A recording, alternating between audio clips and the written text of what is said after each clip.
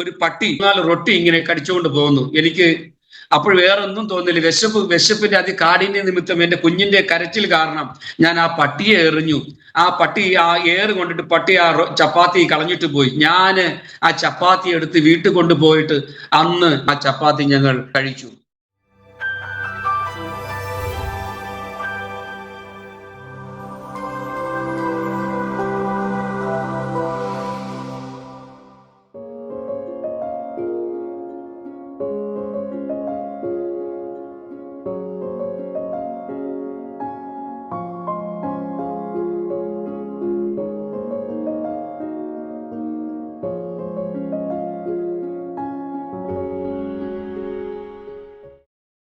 Aroma ടിവിയുടെ എല്ലാ മാന്യ ശ്രോതാക്കൾക്കും വേഗം വരുന്ന കർത്താവായ യേശു ക്രിസ്തുവിന്റെ ദൈനംദിന നാമത്തിൽ വന്ദനത്തെയും സ്വാഗതത്തെയും അറിയിക്കുന്നു. അനുഗ്രഹീതവും മനോഹരമായ നല്ല നിമിഷങ്ങൾക്കായി, നല്ല ദിവസത്തിനായി ഞാൻ കർത്താവിന് സ്തോത്രം ചെയ്യുന്നു. അരോമ ടിവിയുടെ ശ്രോതാക്കളോടൊപ്പം അനുഗ്രഹിക്കപ്പെട്ട ജീവിതാനുഭവവും ദൈവം നടത്തിയ അത്ഭുതകരമായ വഴികളെയും കുറിച്ച് പങ്കുവയ്ക്കേണ്ടതിന് ഇന്ന് നമ്മൾ ക്ഷണം സ്വീകരിച്ച് ജോയിൻ ചെയ്തിരിക്കുന്നത് കർത്താവിൻ്റെ ദാസൻ പാസ്റ്റർ ബോവസ് ഡാനിയൽ തൻ്റെ ജീവിതാനുഭവങ്ങൾ നമ്മോടൊപ്പം പങ്കുവയ്ക്കുന്നു. ശ്രദ്ധയോടെ സ്കിപ്പ് ചെയ്യാതെ അവസാനം വരെ ഈ വീഡിയോ നമുക്ക് കാണാം, കേൾക്കാം. ദൈവമായ കർത്താവ് നമ്മെ എല്ലാവരെയും അനുഗ്രഹിക്കുമാറാകട്ടെ. പ്രിയ കർത്താവിൻ്റെ ദാസൻ പ്രിയ ബോവസ് ഡാനിയലിനെ തികഞ്ഞ സ്നേഹത്തോടും ആദരവോടും കൂടി അരോമ ടിവിയുടെ പ്രേക്ഷകരോടൊപ്പം ജീവിതാനുഭവങ്ങൾ പങ്കുവയ്ക്കുന്നതിനായിട്ട് ഞങ്ങൾ ക്ഷണിച്ചുകൊള്ളുന്നു. കർത്താവായ യേശു ക്രിസ്തുവിന്റെ വിലയേറിയ നാമം വാഴ്ത്തപ്പെടുമാറാകട്ടെ. ഇന്ന് ഇങ്ങനെ ഒരു സാഹചര്യം ഒരുക്കിയ കർത്താവായ യേശു ക്രിസ്തുവിന് സകല മാനവും മഹത്വവും അർപ്പിക്കുന്നു.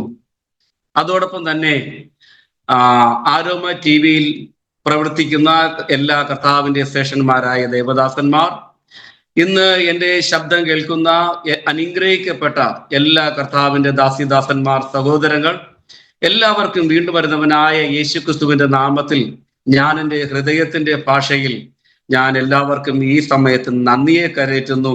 അപ്പോൾ തന്നെ സർവകൃപാലുവായ ദൈവത്തിനും ഞാൻ നന്ദിയെ അർപ്പിക്കുന്നു. ഇങ്ങനെ ഒരു അവസരം സ്വർഗത്തിലെ ദൈവം എൻ്റെ ജീവിതത്തിൽ തന്നതിനെ ഓർത്ത് ഞാൻ നന്ദിയോടെ ദൈവത്തിന് സ്തോത്രം ചെയ്യുന്നു. ഞാൻ ആദ്യമായി എന്നെ തന്നെ ഒന്ന് പരിചയപ്പെടുത്തട്ടെ. എൻ്റെ പേര് പാസ്റ്റർ ബോവസ് ഡാനിയൽ എന്നാണ്. ഞാൻ തിരുവനന്തപുരം വെമ്പായം സ്വദേശിയാണ്. ഞാൻ ദൈവത്തിന് നന്ദി പറയുന്നു. അനുഗ്രഹിക്കപ്പെട്ട മാതാപിതാക്കളാൽ ജനിച്ചു വളരുവാൻ എനിക്ക് എൻ്റെ കുഞ്ഞു പ്രായത്തിൽ തന്നെ ഈ നല്ല കർത്താവിനെ അറിയുവാൻ ഒക്കെ ദൈവം എൻ്റെ ജീവിതത്തിൽ ഒരുക്കി തന്ന ഈ നല്ല അവസരത്തെ ഓർത്ത് ഞാൻ കർത്താവിന് സ്തോത്രം ചെയ്യുന്നു. ഞങ്ങളുടെ മാതാപിതാക്കൾ അനുഗ്രഹിക്കപ്പെട്ട ദൈവത്തെ ഭയപ്പെടുന്ന ദൈവ വഴിയിലൊക്കെ ഞങ്ങളെ നടത്തുവാൻ ഞങ്ങളെ സഹായിച്ചു. ഞങ്ങൾ 3 സഹോദരങ്ങളാണ്. മൂത്തത് സഹോദരി കുടുംബമായി എൻ്റെ സ്വദേശത്ത് താമസിക്കുന്നു. അതുപോലെ എൻ്റെ ഇളയ സഹോദരൻ ബാബു ഡാനിയൽ, എൻ്റെ സഹോദരനും കർത്താവിന്റെ വേലയിലായിരിക്കുന്നു. ഇപ്പോൾ തിരുവനന്തപുരം കാട്ടാക്കട എന്ന സ്ഥലത്ത് കുടുംബമായി കർത്താവിന്റെ വേലയിലായിരിക്കുന്നു. ഞാൻ എൻ്റെ മാതാപിതാക്കളെ ഓർക്കുമ്പോൾ വളരെ നന്ദിയോടെ ദൈവത്തിന് സ്തോത്രം ചെയ്യുന്നു. ഞാൻ ഒരു പെന്തക്കോസ്ത് കുടുംബത്തിലാണ് ജനിച്ച് വളർത്തപ്പെട്ടത്. എൻ്റെ മാതാപിതാക്കൾ ഞങ്ങളെ ദൈവഭയത്തിൽ വളർത്തി. ഇതാണ് എൻ്റെ ജീവിതത്തിൽ എനിക്ക് ആദ്യമായി പറയാനുള്ള വലിയ സാക്ഷ്യം എന്ന് പറയുന്നത്. കാരണം എൻ്റെ സ്ഥലത്ത് നിന്ന് എൻ്റെ മാതൃസ്ഥലത്തേക്ക് പോകുവാൻ, മാതൃസഭ Kanyakulangara assemblies of God church, ആ സ്ഥലത്തേക്ക് പോകുവാൻ കുറഞ്ഞതൊരു 8-10 കിലോമീറ്റർ ദൂരമായിരുന്നു. ഈ 8-10 കിലോമീറ്റർ ദൂരം ഞങ്ങൾ നടന്ന് രാവിലെ സൺഡേ സ്കൂളിൽ പോകുമായിരുന്നു. സൺഡേ സ്കൂളിൽ പോയിട്ട് ഞങ്ങൾ അതുപോലെ തിരിച്ച് നടന്നു വരുമായിരുന്നു. ഇത്രയും ഒരു ഞായറാഴ്ച കുറഞ്ഞത് ഒരു 10-15 കിലോമീറ്റർ നടക്കുന്ന കുഞ്ഞുങ്ങളായിരിക്കുമ്പോൾ തന്നെ ഞങ്ങൾ നടന്നാണ് ആരാധനയ്ക്ക് പൊയ്ക്കൊണ്ടിരുന്നത്. പക്ഷെ എൻ്റെ ജീവിതത്തിൽ ഇതുവരെയും എനിക്ക് ഒരു ഓർമ്മയില്ലാത്തത് ഞങ്ങൾ ആരാധന മുടക്കിയതായിട്ട് ഇന്നുവരെയും എൻ്റെ ജീവിതത്തിൽ എനിക്കൊരു ഓർമ്മയില്ല. എല്ലാ ഞായറാഴ്ചയും ഞങ്ങളുടെ മാതാപിതാക്കൾ അതിരാവിലെ ഞങ്ങളെ ഒരുക്കി ആരാധനയ്ക്കായി ഞങ്ങളെ പറഞ്ഞു വിടുമായിരുന്നു. സൺഡേ സ്കൂളില്, അസംബ്ലീസ് ഓഫ് ഗോഡിന്റെ സൺഡേ സ്കൂളില് പാഠാവലി തുടക്കം മുതൽ അവസാനം വരെ പഠിക്കുവാൻ കർത്താവ് സഹായിച്ചു. ഞാൻ ഈ സമയത്ത് എൻ്റെ മാതാപിതാക്കളെ ഓർത്ത് കർത്താവിന് സ്തോത്രം ചെയ്യുന്നു. എന്നാൽ കഴിഞ്ഞ ഏകദേശം ഒരു 24 വർഷങ്ങൾക്ക് മുമ്പ് എൻ്റെ പിതാവ് ഈ ലോകത്ത് നിന്ന് മാറ്റപ്പെട്ടു പോയി. ഇപ്പോൾ എനിക്ക് എൻ്റെ മാതാവുണ്ട്, വാർദ്ധക്യത്തിലായിരിക്കുന്നു. ഞാൻ എൻ്റെ ബാല്യകാലത്തെ കുറിച്ച് ഞാൻ ഇങ്ങനെ ഓർക്കുകയായിരുന്നു. കാരണം വളരെ പ്രതികൂലത്തിലൂടെയും കഷ്ടത്തിലൂടെയൊക്കെ ആയിരുന്നു ഞങ്ങളുടെ ബാല്യകാലം ഞങ്ങൾ ചെലവഴിച്ചത്. ഞങ്ങളുടെ മാതാപിതാക്കൾ സാധാരണ പാവപ്പെട്ട കൂലിപ്പണിക്കാരായിരുന്നു. പക്ഷെ എങ്കിലും കൂലിപ്പണിക്കാരായിരുന്നപ്പോഴും ദൈവത്തെ മുറുകെ പിടിക്കുവാൻ കർത്താവ് ഞങ്ങളെ സഹായിച്ചു. ഞങ്ങൾ പറഞ്ഞു, ഞങ്ങളെ 3 പേരെയും, ഞങ്ങളുടെ സഹോദരങ്ങൾ 3 പേരെയും ഞങ്ങളുടെ മാതാപിതാക്കൾ വളരെ ദൈവഭക്തിയോടെ വളർത്തുവാൻ കർത്താവ് ഞങ്ങളെ സഹായിച്ചു. എൻ്റെ വിദ്യാഭ്യാസം 10ാം ക്ലാസ് കഴിഞ്ഞപ്പോൾ എനിക്ക് കർത്താവിന്റെ വിളി ഉണ്ടായി. അപ്പോൾ തന്നെ എനിക്ക് മനസ്സിലൊരു ആഗ്രഹം ഉണ്ടായിരുന്നു, കർത്താവിന്റെ വേല ചെയ്യണമെന്ന്. ഇങ്ങനെ ഇരിക്കുമ്പോൾ ദൈവത്തിന്റെ നിയോഗപ്രകാരം, ദൈവത്തിന്റെ വിളി അനുസരിച്ച് ഞാൻ 1997 ആ വർഷത്ത് ഞാൻ ദൈവവചന പഠനത്തിനായിട്ട് പാലക്കാട് ജില്ലയിൽ അകത്തേത്തറ എന്ന് പറയുന്ന സ്ഥലത്ത് ശാലേം ബൈബിൾ സെമിനാരിയിൽ, IPCയുടെ ശാലേം ബൈബിൾ സെമിനാരിയിൽ പോയി ദൈവവചനം പഠിക്കുവാൻ കർത്താവ് എന്നെ സഹായിച്ചു. അവിടെ അനുഗ്രഹിക്കപ്പെട്ട ഒരു ദൈവിക സ്ഥാപനം. അവിടെ എനിക്ക് 3 വർഷം ദൈവവചനം പഠിക്കുവാൻ സഹായിച്ചു. ആ 3 വർഷം പഠിച്ചുകൊണ്ടിരിക്കുമ്പോൾ തന്നെ എൻ്റെ അന്തരാത്മാവിൽ ഈ നോർത്ത് ഇന്ത്യയെ കുറിച്ചുള്ള ഒരു അഗാധമായ വേദനയും ഒരു കാഴ്ചപ്പാടും കർത്താവ് എനിക്ക് തന്നു. പക്ഷെ എനിക്ക് നോർത്ത് ഇന്ത്യയിലേക്ക് കടന്നു പോകുവാൻ യാതൊരു മാർഗമോ യാതൊരു കോണ്ടാക്റ്റോ ഉണ്ടായിരുന്നില്ല. ഞാൻ ഇങ്ങനെ ദൈവസന്നിധിയിൽ പ്രാർത്ഥിച്ച്, എൻ്റെ മനസ്സിലെ ഒരു ആഗ്രഹം എന്ന് പറയുന്നത്, ഇതുവരെ ആരും സുവിശേഷം കേൾക്കാത്ത, ആരും പോകാത്ത ഒരു സ്ഥലത്ത് കർത്താവിന്റെ വേലയുമായി പോകണമെന്ന് എനിക്ക് അതിയായ ആഗ്രഹമുണ്ടായിരുന്നു. വിശേഷിച്ച് നോർത്ത് ഇന്ത്യയെ കുറിച്ച് എനിക്ക് അതിയായ കാഴ്ചപ്പാടും ഭാരമൊക്കെ ഉണ്ടായിരുന്നു. ഇങ്ങനെ ഞാൻ ദൈവസന്നിധിയിൽ പ്രാർത്ഥിച്ച്, കർത്താവേ, അങ്ങ് എന്നെ കുറിച്ച് എന്താണ് ആഗ്രഹിക്കുന്നത്, ആ ആഗ്രഹം നിവൃത്തീകരിക്കുവാൻ വേണ്ടി ഞാൻ ദൈവസന്നിധിയിൽ ഞാൻ പ്രാർത്ഥിച്ചുകൊണ്ടിരിക്കുമ്പോൾ തന്നെ ഞാൻ പറഞ്ഞല്ലോ, എനിക്ക് നോർത്ത് ഇന്ത്യയുമായിട്ട് യാതൊരു ടച്ചും ഉണ്ടായിരുന്നില്ല, ആരുമായിട്ടും യാതൊരു ടച്ചും ഉണ്ടായിരുന്നില്ല. ആ സമയത്താണ് എൻ്റെ മാതൃ ചർച്ചിലെ കർത്താവിന്റെ ദാസൻ പാസ്റ്റർ എലീശ, കർത്താവിന്റെ ദാസൻ ഇപ്പോൾ നിത്യതയിലാണ്. കർത്താവിന്റെ ദാസന്റെ 4 മാമക്കൾ കർത്താവിന്റെ വേലയിൽ ആയിരിക്കുന്നു. അതിൽ ഒരു ദേവദാസൻ ഗ്രേസ് ബൈബിൾ കോളേജിൽ പഠിക്കുവാൻ ഇടയായി. ഗ്രേസ് ബൈബിൾ കോളേജിൽ പഠിച്ചുകൊണ്ടിരിക്കുമ്പോൾ ആ സഹോദരൻ, ഇപ്പോൾ ആ ദേവദാസൻ തിരുവനന്തപുരം ജില്ലയിൽ ഒരു അനുഗ്രഹിക്കപ്പെട്ട അസംബ്ലീസ് ഓഫ് ഗോഡിന്റെ ഒരു ശുശ്രൂഷകനായിട്ട് കർത്താവിന് വേല ചെയ്യുന്നു, പാസ്റ്റർ ജോബിൻ എലീശ. ആ ദേവദാസൻ എൻ്റെ അടുക്കൽ പറഞ്ഞു, അങ്ങ് ആ ദേവദാസൻ എനിക്ക് ഈ നോർത്ത് ഇന്ത്യയെ കുറിച്ചുള്ളതായ ഒരു അഡ്രസ്സ് തന്നു. ആ ജോബിൻ എലീശയും കർത്താവിന്റെ ദാസന്റെ അനിയൻ ജസ്വിൻ എലീശയും കൂടിയാണ് ഈ നോർത്ത് ഇന്ത്യയിൽ പോകാനുള്ളത് വഴി എനിക്ക് ഒരുക്കുന്നതെന്ന്. ഞാൻ പഠിച്ച ബൈബിൾ കോളേജിൽ ജസ്വിൻ എലീശ എന്ന് പറയുന്ന കർത്താവിന്റെ ദാസൻ അവിടെ പഠിച്ചു. അത് മുഖാന്തരം എനിക്ക് ഡൽഹിയിൽ നോയിഡയിൽ എൻകറേജർ ബൈബിൾ കോളേജ് എന്ന ബൈബിൾ കോളേജിൽ എനിക്ക് അഡ്മിഷൻ ലഭിക്കുവാൻ കർത്താവ് സഹായിച്ചു. ഈ സമയത്ത് കർത്താവിന്റെ ദാസൻ ജോബിൻ എലീശയെയും ജസ്വിൻ എലീശയെയും ഞാൻ നന്ദിയോടെ സ്മരിക്കുന്നു. എനിക്ക് ആ ദേവദാസന്മാർ തന്ന സഹായം ചെറുതല്ല, ആ കുടുംബം എനിക്ക് തന്ന സഹായം ചെറുതല്ല. എൻ്റെ കർത്താവിന്റെ വേലയിൽ ആ കുടുംബം എന്നെ ഒത്തിരി അവരെന്നെ സഹായിച്ചു. പ്രാർത്ഥനയിലും മറ്റേ വാക്കുകളായൊക്കെ പ്രിയ കർത്താവിന്റെ ദാസൻ എലീശ കുടുംബം എന്നെ വളരെ അനുഗ്രഹമായി എന്നെ സഹായിച്ചു. അങ്ങനെ 2000 എനിക്ക് നോർത്ത് ഇന്ത്യയിൽ കടന്നു വരുവാൻ കർത്താവ് സഹായിച്ചു. അങ്ങനെ 2000 മുതൽ 2003 വരെ നോയിഡയിലുള്ള എൻകറേജർ ബൈബിൾ കോളേജിൽ എനിക്ക് ദൈവവചനം പഠിക്കുവാൻ എനിക്ക് അവസരം കിട്ടി. ഞാൻ ഈ എൻകറേജർ ബൈബിൾ കോളേജിൽ ഞാൻ പഠിച്ചുകൊണ്ടിരിക്കുമ്പോൾ എൻ്റെ ജീവിതത്തിൽ ഒരിക്കലും മറക്കാനാവാത്ത ഒരു സംഭവം ഞാൻ ഓർക്കുന്നു. ഞാൻ പറഞ്ഞല്ലോ, എൻ്റെ മാതാപിതാക്കൾ സാധാരണ ഒരു കൂലിപ്പണിക്കാരായിരുന്നു. എൻ്റെ മാതാപിതാക്കൾക്ക് ഞാൻ ഡൽഹിയിൽ പഠിച്ചപ്പോൾ സാമ്പത്തികമായി എന്നെ സഹായിക്കാനുള്ള യാതൊരു കഴിവൊന്നും ഉണ്ടായിരുന്നില്ല. ഒരു തണുത്ത നോർത്ത് ഇന്ത്യയിൽ അതികഠിനമായ ഒരു സമയത്ത് എനിക്ക് അതികഠിനമായ വിശപ്പുണ്ടായി, അത് സഹിക്കാൻ പറ്റാത്ത. പക്ഷേ ബൈബിൾ കോളേജിലെ ഫുഡൊക്കെ വളരെ ലിമിറ്റേഷൻ ആയിരുന്നു. ഞാൻ ഒരു കൊടും തണുത്ത ആ കാലാവസ്ഥയിൽ ഞാൻ പ്രാർത്ഥന റൂമിൽ ഒരു സന്ധ്യാസമയത്ത് ഞാനിങ്ങനെ പ്രാർത്ഥിച്ചുകൊണ്ടിരിക്കുന്നു, കർത്താവേ, അങ്ങ് എന്നെ ഒന്ന് സഹായിക്കണം, എനിക്ക് അതികഠിനമായ വിശപ്പാണ്, എന്ത് ചെയ്യണമെന്ന് അറിയത്തില്ല. ഇങ്ങനെ ഞാൻ പ്രാർത്ഥിച്ചുകൊണ്ടിരിക്കുമ്പോൾ എൻ്റെ കൂടെ ദൈവവചനം പഠിച്ച തമിഴ്നാട്ടിലുള്ള ഒരു ദേവദാസൻ സാം എൻ്റെ അടുക്കൽ വന്ന് പറഞ്ഞു, ബോവസ്, നിന്നെ ആരോ ഒരു വ്യക്തി നോയിഡയിലുള്ള ഒരു മലയാളി കടയിൽ നിന്നെ വെയിറ്റ് ചെയ്യുന്നു. നിന്റെ പേര് ചോദിച്ചു എന്ന് പറഞ്ഞു. സാധാരണ ബൈബിൾ കോളേജിൽ വൈകുന്നേരത്തുനിന്ന് പെർമിഷൻ ഒന്നും ഇല്ലാത്തതാണ്. എനിക്കറിയാം പെർമിഷൻ കിട്ടത്തില്ല എന്നറിയാം. എങ്കിലും ഞാൻ അന്നത്തെ ഡീനിന്റെ അടുക്കൽ ഞാൻ പെർമിഷൻ ചോദിക്കാനായിട്ട് ഞാൻ അദ്ദേഹത്തിന്റെ അടുക്കലേക്ക് പോകുമ്പോൾ ആ പ്രിയ സാറ് എന്തോ ആവശ്യത്തിനായിട്ട് ഇങ്ങനെ എൻ്റെ അടുത്തോട്ട് ഇങ്ങനെ വരുമായിരുന്നു. ഞങ്ങൾ 3-ാമത്തെ നിലയിലായിരുന്നു. ആ സാറ് താമസിച്ചത് 3-ാമത്തെ നിലയിലായിരുന്നു.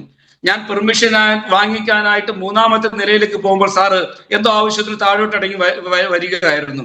സാർ ഒന്നും ചോദിച്ചില്ല എൻ്റെ അടുക്കൽ. പറഞ്ഞു, ബോസ് നീ എവിടെ പോകുന്നേ, പെട്ടെന്ന് പോയിട്ട് വരാൻ പറഞ്ഞു. ജീവിതത്തിൽ ആദ്യമായി നടക്കുന്ന സംഭവം അങ്ങനെയൊക്കെ. എൻ്റെ സ്നേഹിതൻ പറഞ്ഞ കടയിൽ ഞാൻ പോയി. കടയിൽ ഞാൻ പോയപ്പോൾ ഒരു മലയാളി സഹോദരൻ എന്നെ അവിടെ കാത്തിരിക്കുകയായിരുന്നു. ഞാൻ ചെന്നപ്പോൾ ആ സഹോദരൻ എനിക്ക് വേണ്ടി ഒരു മലയാളി ഹോട്ടൽ അവിടെയുള്ള നോയിഡയ്ക്ക് അടുത്ത് ഞാൻ പഠിച്ച ബൈബിൾ കോളേജിന് അടുക്കൽ ഒരു ഹോട്ടലിൽ എനിക്ക് ഒരു 3 പൊറോട്ടയും ഒരു ചിക്കൻ കറിയും ഓർഡർ ചെയ്തു. അന്ന് ഞാൻ കഴിച്ചപ്പോൾ എനിക്ക് വളരെ ഭയമായിരുന്നു. ഒന്നാമത് പുതിയ ദേശം, ഭാഷ അറിയത്തില്ല, എന്ത് ചെയ്യണമെന്ന് എനിക്ക് അറിയത്തില്ല. ഞാൻ ഇങ്ങനെ ഒരു നിമിഷം ആ ഭക്ഷണത്തിന് മുന്നിൽ ഇരിക്കുമ്പോൾ ആ സഹോദരൻ പറഞ്ഞു, ബ്രദർ കഴിക്കുക എന്ന് പറഞ്ഞു. ഞാൻ കഴിച്ചു കഴിഞ്ഞിട്ട് അടുത്ത സ്റ്റെപ്പ് എന്ത് ചെയ്യണമെന്ന് അറിയത്തില്ല. കൈ കഴുകണോ എന്ത് ചെയ്യണം, കാരണം എൻ്റെ കയ്യിൽ പൈസ ഇല്ലായിരുന്നു. ആ സമയത്ത് ഞാൻ കൈ കഴിക്കേണ്ടിരിക്കുമ്പോൾ ആ സഹോദരൻ എൻ്റെ പോക്കറ്റിൽ ഒരു 100 രൂപ ഇട്ട് തന്നിട്ട് പറഞ്ഞു, വേഗത്തിൽ പൊയ്ക്കോളാൻ പറഞ്ഞു. ഇതെന്റെ ജീവിതത്തിൽ നടന്ന ആദ്യത്തെ ഒരു വലിയ ദൈവപ്രവൃത്തിയാണ്. ഞാൻ 3 വർഷം പിന്നെ ആ സഹോദരൻ അവിടെ ഒക്കെ അന്വേഷിച്ചു. ഞാൻ പലരടുക്കലും ആ സഹോദരൻ അന്വേഷിച്ചപ്പോൾ എനിക്ക് ഇന്ന് വരെയും എനിക്ക് ആ സഹോദരനെ പിന്നെ കാണാൻ പറ്റിയില്ല. ഞാൻ വിശ്വസിക്കുന്നു ദൈവം എനിക്ക് വേണ്ടി ഒരുക്കിയ സ്വർഗത്തിലെ ദൂതനാണ് എന്ന് ഞാൻ ഇപ്പോഴും അതിയായി ഞാൻ വിശ്വസിക്കുന്നു. അങ്ങനെ എനിക്ക് എൻ്റെ ജീവിതത്തിൽ ആദ്യത്തെ ദൈവപ്രവൃത്തി എനിക്ക് നോർത്ത് ഇന്ത്യയിൽ കടന്നു വരുമ്പോൾ എനിക്ക് അനുഭവിക്കാൻ കഴിഞ്ഞു. നോർത്ത് ഇന്ത്യയിൽ ഞാൻ കടന്നു വന്നു. ദൈവവചനം പഠിച്ചപ്പോൾ എനിക്ക് പിന്നെ ആഗ്രഹമായിരുന്നു എനിക്ക് ഈ നോർത്ത് ഇന്ത്യയിൽ തന്നെ കർത്താവിന്റെ വേല ചെയ്യണമെന്ന്. അങ്ങനെ ഇരിക്കുന്ന സമയത്താണ് ഞാൻ പിന്നെ ദൈവവചനം പഠിച്ചത്. കർത്താവിന്റെ ദാസൻ പാസ്റ്റർ കെ ജോയി, അനുഗ്രഹിതനായ ദൈവദാസൻ കെ ജോയ് പാസ്റ്ററെ കീഴിൽ എനിക്ക് 1 വർഷം ഞാൻ അവിടെ PG കോഴ്സ് എന്ന് പറയുന്ന ഒരു കോഴ്സ് പഠിച്ചു ഹിന്ദി മീഡിയത്തിൽ. ഞാൻ പഠിച്ചുകൊണ്ടിരിക്കുന്ന സമയത്ത് 2003 പ്രിയ Joy pastor K Joy pastor എന്നെയും വേറൊരു സഹോദരനും പെട്ടെന്ന് രാജസ്ഥാൻ ജയ്പൂരിലേക്ക് കുറച്ച് സമയത്തേക്ക് അദ്ദേഹം ഞങ്ങൾ ഒരു പാസ്റ്ററായിട്ട് ഞങ്ങളെ ഇവിടെ അപ്പോയിന്റ് ചെയ്തു. കുറച്ച് സമയത്തേക്ക്, അത് ഒരു ചൂടുള്ള സമയമായിരുന്നു. ഏപ്രിൽ മെയ് ജൂൺ സമയത്തൊക്കെയാണ് ഞങ്ങൾ ഇവിടെ ആ സമയത്ത് ഞങ്ങൾ ഇവിടെ ജയ്പൂരിലായിരുന്നത്. പക്ഷേ ഇവിടുത്തെ എൻ്റെ അതികഠിനമായ ചൂട് കാരണം എനിക്ക് ന്യൂമോണിയ വന്നു. ന്യൂമോണിയയും ടൈഫോയിഡൊക്കെ വന്നിട്ട് ഞാൻ അതികഠിനമായ രോഗത്താൽ ജയ്പൂരിലെ ഏറ്റവും വലിയ ഹോസ്പിറ്റലായ SMS ഹോസ്പിറ്റലിൽ അഡ്മിറ്റായി ഞാൻ മരണത്തെ മുഖാമുഖമായി കണ്ടു. എനിക്ക് ഒരു പ്രതീക്ഷയും ഉണ്ടായിരുന്നില്ല ഞാൻ ജീവനോടെ ശേഷിക്കുമെന്ന്. എന്നാൽ കർത്താവ് എനിക്ക് സൗഖ്യം തന്നപ്പോൾ ഞാൻ ഈ ജയ്പൂരിൽ നിന്ന് ഞാൻ നാട്ടിലേക്ക് പോയപ്പോൾ ഞാൻ ദൈവത്തോടൊരു തീരുമാനം എടുത്തിട്ടാണ് പോയത്. കർത്താവേ, ഞാൻ ലോകത്തിൽ എവിടെ വേണമെങ്കിലും ഞാൻ കർത്താവിന്റെ വേലയോടുള്ള ബന്ധത്തിൽ ഞാൻ പോകാൻ തയ്യാറാണ് കർത്താവ്. എന്നാൽ അങ്ങ് രാജസ്ഥാനിൽ മാത്രം ഞാൻ പോകാൻ തയ്യാറല്ല എന്ന് പറഞ്ഞുകൊണ്ട് ഞാൻ ഇവിടുത്തെ ഈ പ്രവർത്തനമൊക്കെ വിട്ടിട്ട് ഞാൻ നാട്ടിൽ പോയിട്ട് ഞാൻ ദേവസന്നിധിയിൽ ഒരു തീരുമാനമെടുത്ത് ഞാൻ ഇനി വിവാഹം കഴിച്ചിട്ട് മാത്രമേ കർത്താവിന്റെ വേലയുള്ള ബന്ധത്തിൽ നോർത്ത് ഇന്ത്യയിൽ പോകത്തുള്ളൂ എന്ന് ഞാൻ തീരുമാനിച്ചു. ഈ സംഭവം 2004 അവസാനത്തോടു കൂടിയാണ് ഈ സംഭവം നടക്കുന്നത്. അങ്ങനെ ഇരിക്കുമ്പോൾ 2005 എൻ്റെ വിവാഹം നടന്നു. അനുഗ്രഹിക്കപ്പെട്ട ഒരു ഭാര്യ സഹോദരിയെ കർത്താവ് എനിക്ക് തന്നു. എൻ്റെ ഭാര്യയുടെ പേര് സീനാമോൾ എന്നാണ്. അങ്ങനെ 2005 മെയ് മാസത്തിൽ ഞങ്ങളുടെ വിവാഹം നടന്നു.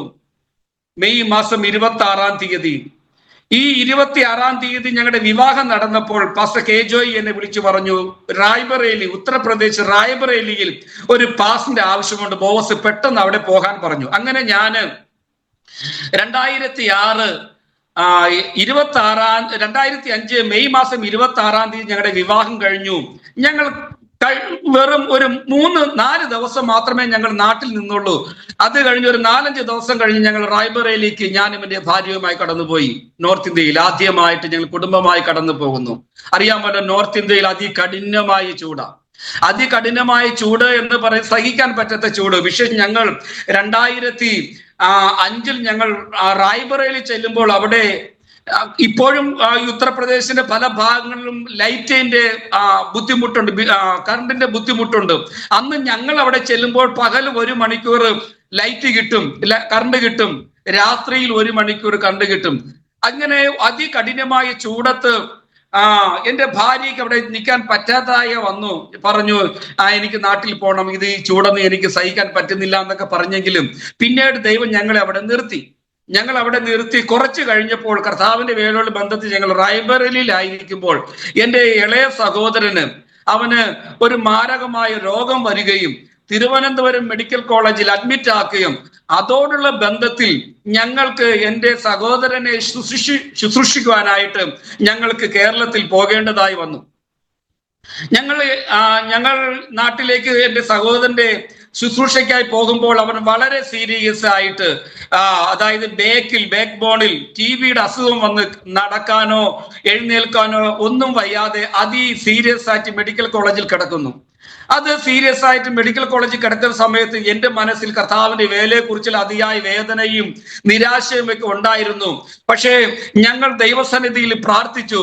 തിരുവനന്തപുരം മെഡിക്കൽ കോളേജിലെ ഡോക്ടർ പറഞ്ഞു, ഈ വ്യക്തി കൂടുതൽ നാൾ ജീവിച്ചിരിക്കാൻ വളരെ ചാൻസ് കുറവാണ് എന്ന് പറഞ്ഞു. പക്ഷേ അത്ഭുതം എന്ന് പറയട്ടെ, എൻ്റെ കർത്താവ് അല്ലെങ്കിൽ നമ്മുടെ കർത്താവ് എൻ്റെ സഹോദരന് പൂർണ്ണമായ വിടുതൽ കൊടുത്തു.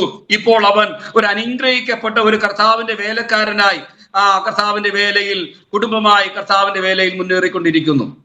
അങ്ങനെ ഇരിക്കുന്ന സമയത്ത് എനിക്ക് 2007 ഞങ്ങൾക്ക് പിന്നെ കൽക്കട്ടയിലേക്ക് കർത്താവിന്റെ വേലയോടുള്ള ബന്ധത്തിൽ പോകേണ്ടി വന്നു. കൽക്കട്ടയിൽ പോയി അവിടെ ഞങ്ങൾ അനുഗ്രഹിക്കപ്പെട്ട നിലയിൽ കർത്താവിന്റെ വേല ചെയ്തുകൊണ്ടിരിക്കുമ്പോൾ ഞങ്ങൾക്ക് കൽക്കട്ടയിൽ ഒരു മനസമാധാനവും കിട്ടുന്നില്ല.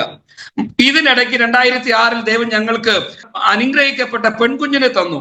അങ്ങനെ ആ പെൺകുഞ്ഞിനെ കൊണ്ടാണ് ഞങ്ങളുടെ ജനിച്ച ആ സമയത്ത് തന്നെ ഞങ്ങളുടെ പെൺകുഞ്ഞിനെ കൊണ്ടാണ് ഞങ്ങൾ കൽക്കട്ടയ്ക്ക് പോയത്. കൈക്കുഞ്ഞ് കൽക്കട്ടയ്ക്ക് പോയി അവിടെ കർത്താവിന് വേല ചെയ്യുമ്പോൾ എല്ലാ സൗകര്യവും ഉണ്ട്. കൽക്കട്ടയിൽ ഏറ്റവും വലിയ ഒരു മനോഹരമായ ഭവനത്തിൽ താമസിച്ചുകൊണ്ട് ആഹാരത്തിനോ വസ്ത്രത്തിനോ പാർപ്പിടത്തിനോ ഒന്നും കുറവുണ്ടായിരുന്നില്ല.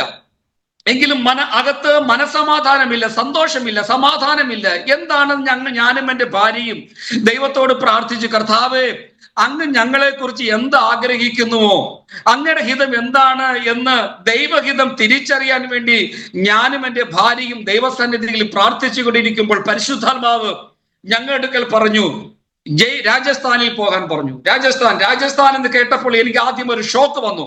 കാരണം ഷോക്ക് വന്നെന്ന് ചോദിച്ചാൽ, ഞാൻ 2004 ഞാൻ അവസാനത്തോടു കൂടി ഞാൻ കേരളത്തിൽ പോയപ്പോൾ ഞാൻ ഒരു തീരുമാനം എടുത്തിട്ടാണ് പോയത്. കർത്താവ്, ഞാൻ ലോകത്തിൽ എവിടെ വേണമെങ്കിലും കർത്താവിന്റെ വേലയോടുള്ള ബന്ധത്തിൽ ഞാൻ പോകാൻ തയ്യാറാ, പക്ഷെ ഞാൻ രാജസ്ഥാനിൽ പോകത്തില്ല എന്ന് പറഞ്ഞു. പക്ഷേ 2007 പരിശുദ്ധാത്മാവ് ഞങ്ങളുടെ അടുക്കൽ പറഞ്ഞു രാജസ്ഥാനിൽ പോകാൻ.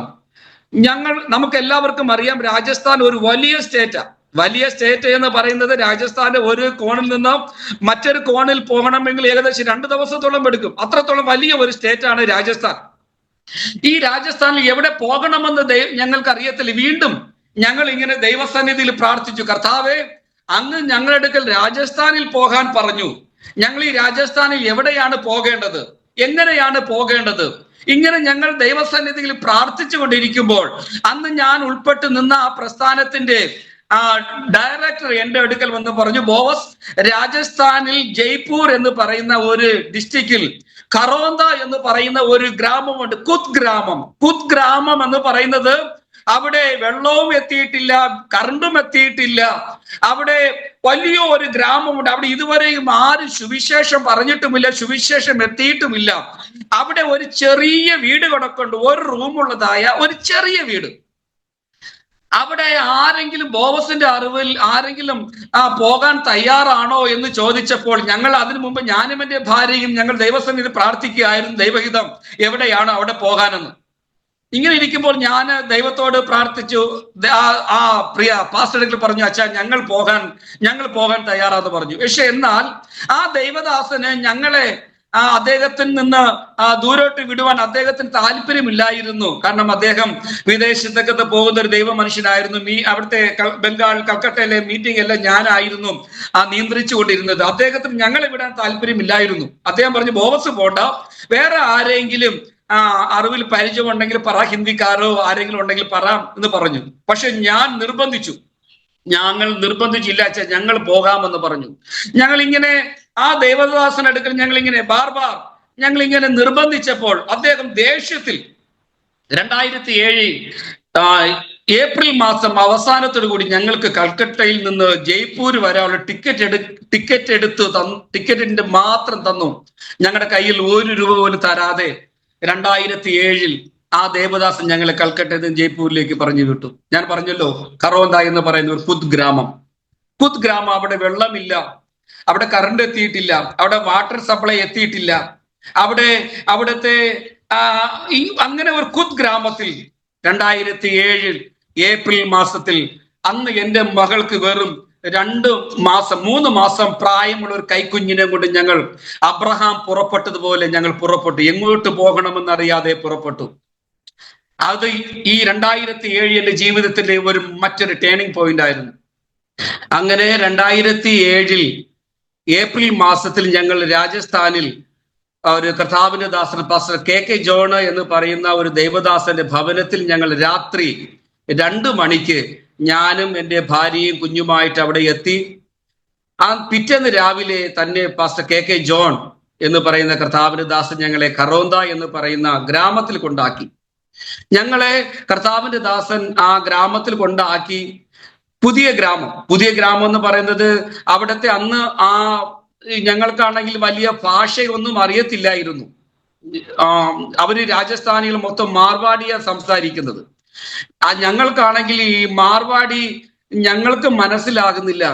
ഞങ്ങൾ സംസാരിക്കുന്ന ഭാഷ ഹിന്ദി അവർക്ക് മനസ്സിലാകുന്നില്ല. ഇങ്ങനെ ഞങ്ങൾ കുറച്ച് സമയം എന്ത് ചെയ്യണമെന്നറിയാതെ ഞങ്ങൾ എവിടെ നിന്നു പക്ഷെ ഞങ്ങൾക്ക് ഭാഷയൊന്നും അറിയത്തില്ലെങ്കിൽ ഞങ്ങൾ എന്നും ആ ഗ്രാമം ചുറ്റി ഇങ്ങനെ പ്രാർത്ഥിക്കുമായിരുന്നു. ഓരോ ദിവസവും രാവിലെയും വൈകുന്നേരത്തും ഞങ്ങൾ ഗ്രാമം ചുറ്റി ഇങ്ങനെ പ്രാർത്ഥിക്കുമായിരുന്നു.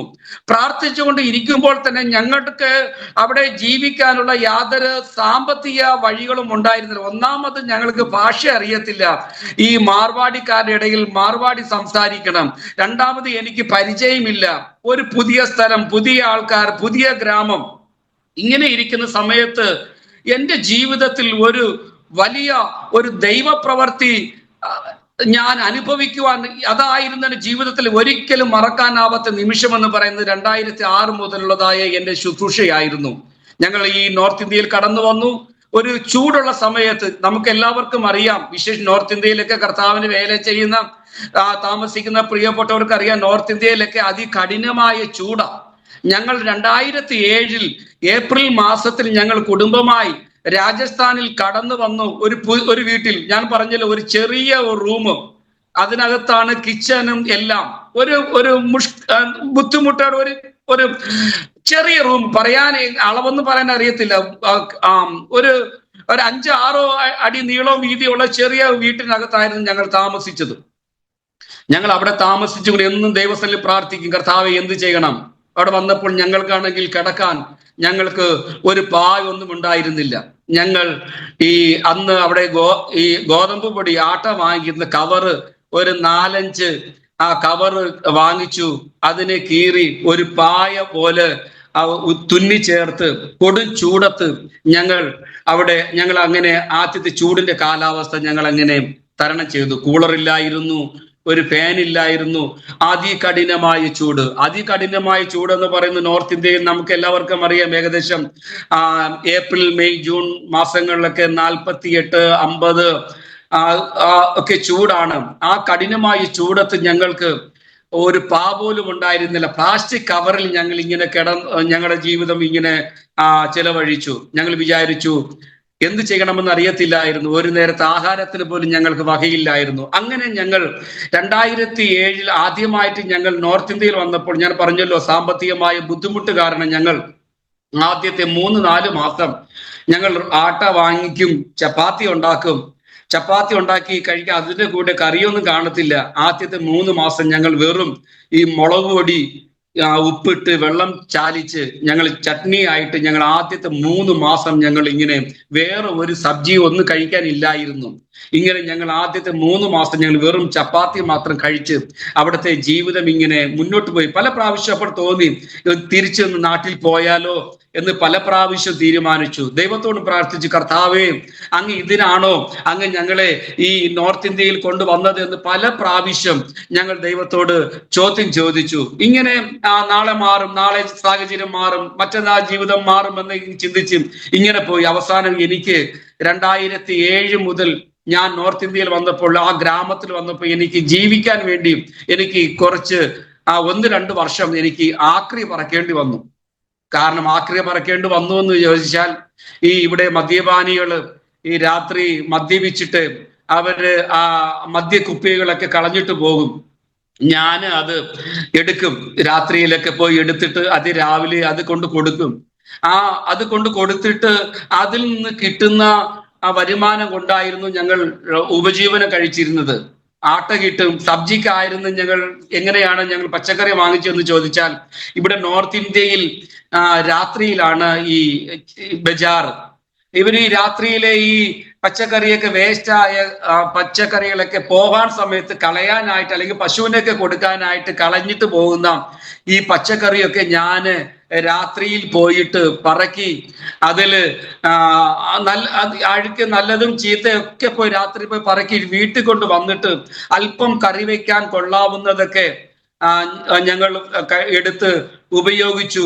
അങ്ങനെയായിരുന്നു ഞങ്ങൾ ആദ്യത്തെ നോർത്ത് ഇന്ത്യയിലെ ആദ്യത്തെ ചൂടൽ കാലാവസ്ഥയിൽ ഞങ്ങൾ തരണം ചെയ്തത്. എനിക്ക് ഇപ്പോഴും ഓർമ്മയുണ്ട്. ഞങ്ങൾക്കാണെങ്കിൽ അതിയായ ആഗ്രഹം, അല്പം ചോറ് കഴിക്കണമെന്ന് അതിയായ ആഗ്രഹം ഉണ്ടായിരുന്നു. അങ്ങനെ എനിക്ക് പരിചയമുള്ള ഇവിടെ നിന്ന് ഏകദേശം 10-30-40 കിലോമീറ്റർ ദൂരമുള്ള ഒരു മലയാളി കുടുംബത്തിന്റെ വീട്ടിൽ ഒരു ഞായറാഴ്ച ഞങ്ങൾ ഒരു നേരത്തെ ആഹാരം കഴിക്കാൻ വേണ്ടി കടന്നുപോയി, ചോറ് കഴിക്കാൻ വേണ്ടി കടന്നുപോയി. ഞങ്ങൾ അവിടെ ചെന്നപ്പോൾ ഇത്തിരി നേരം കഴിഞ്ഞു പോയി, ഉച്ചയൊക്കെ കഴിഞ്ഞു, അവര് ഭക്ഷണമൊക്കെ കഴിഞ്ഞു, അവര് റെസ്റ്റ് എടുക്കുന്ന സമയമായിരുന്നു. ഞങ്ങളെ കണ്ടുകൊണ്ട് പിന്നെ അവർ ഞങ്ങൾക്ക് വേണ്ടി ചപ്പാത്തി ഉണ്ടാക്കി തന്നു. ഞങ്ങളെ പറഞ്ഞു, ഞങ്ങൾ അവിടെ നിന്ന് ഇറങ്ങി.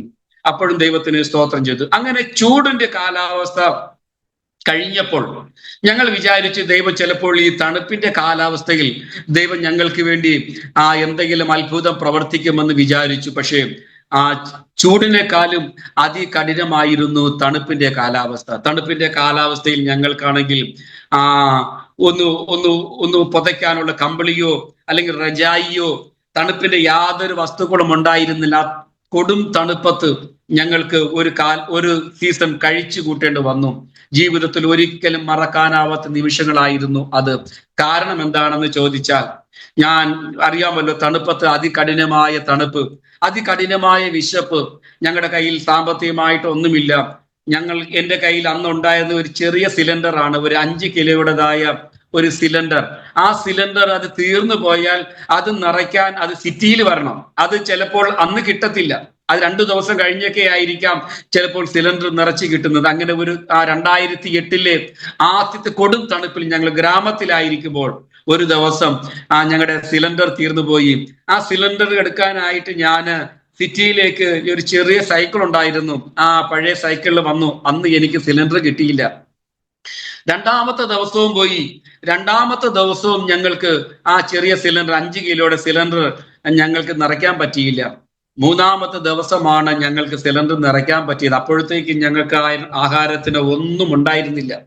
കുറച്ച് ആട്ടയും സബ്ജിയും ഒക്കെ ഉണ്ടായിരുന്നു, പക്ഷെ സബ്ജി ഉണ്ടാക്കാൻ ഞങ്ങളുടെ കയ്യിൽ സിലിണ്ടർ ഇല്ലാത്തത് കൊണ്ട് ഇങ്ങനെ അതികഠിനമായ വിശപ്പ്. ഞങ്ങൾക്കാണെങ്കിൽ മോളുണ്ട്, കുഞ്ഞു മോള്. അവളിങ്ങനെ പാലിന് കരയും, അവളിങ്ങനെ വിശന്ന് കരയും.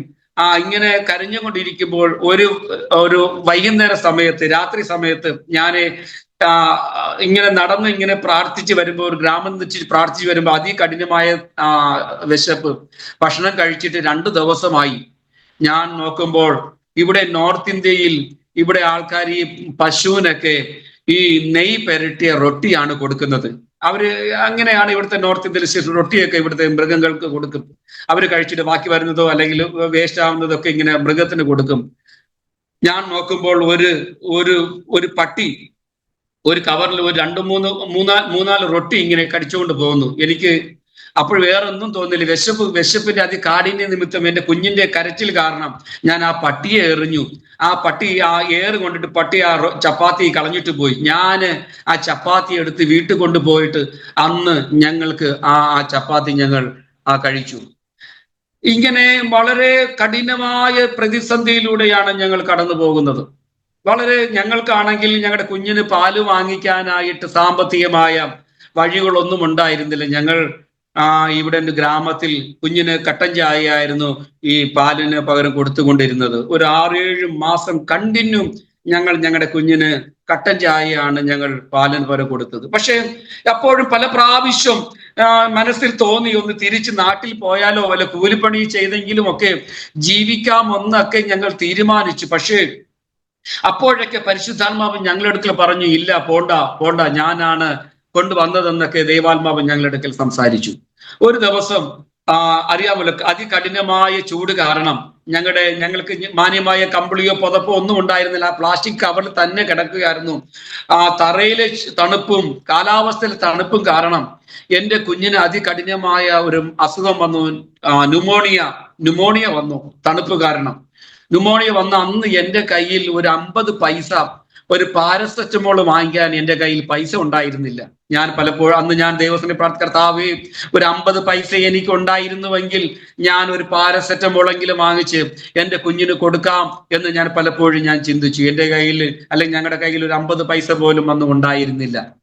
ഇങ്ങനെ ന്യൂമോണിയ കൂടി ഒരു ഞായറാഴ്ച, എനിക്ക് ഇപ്പോഴും ഓർമ്മയുണ്ട്, ഒരു ഞായറാഴ്ച കുഞ്ഞിന്റെ ചലനമെല്ലാം ശ്വാസമെല്ലാം നിന്നുപോയി. ന്യൂമോണിയ കാരണം ശ്വാസമെല്ലാം നിന്നു പോയപ്പോൾ ഞങ്ങൾ വിചാരിച്ചു കുഞ്ഞ് മരിച്ചുപോയെന്ന് വിചാരിച്ചു. കാരണം ചലനമറ്റു. എന്ത് ചെയ്യണമെന്നറിയത്തില്ല. പുതിയ ഗ്രാമം, പുതിയ ഭാഷക്കാര്, ഞങ്ങളുടെ ഭാഷ അവർക്ക് മനസ്സിലാകുന്നില്ല, അവരുടെ ഭാഷ ഞങ്ങൾക്ക് മനസ്സിലാകുന്നില്ല. എന്ത് ചെയ്യണം? ഇങ്ങനെ ചെയ്യണമെന്നറിയാതെ ഞാനും എൻ്റെ ഭാര്യയും ആ ചെറിയ റൂമിനകത്ത് കതവടച്ച് നിലവിളിച്ച്, കുഞ്ഞിനെയും മടിയിൽ വെച്ചും കൊണ്ട് നിലവിളിച്ച് നിലവിളിക്കാൻ തുടങ്ങി. കർത്താവേ, എന്ത് ചെയ്യണമെന്നറിയാതെ ഇങ്ങനെ നിലവിളിച്ച് പ്രാർത്ഥിച്ചുകൊണ്ടിരിക്കുമ്പോൾ എങ്ങനെ ശവമടക്കണം, എവിടെ ശവമടക്കണം, എന്ത് ചെയ്യണമെന്ന് ഒന്നും അറിയത്തില്ല.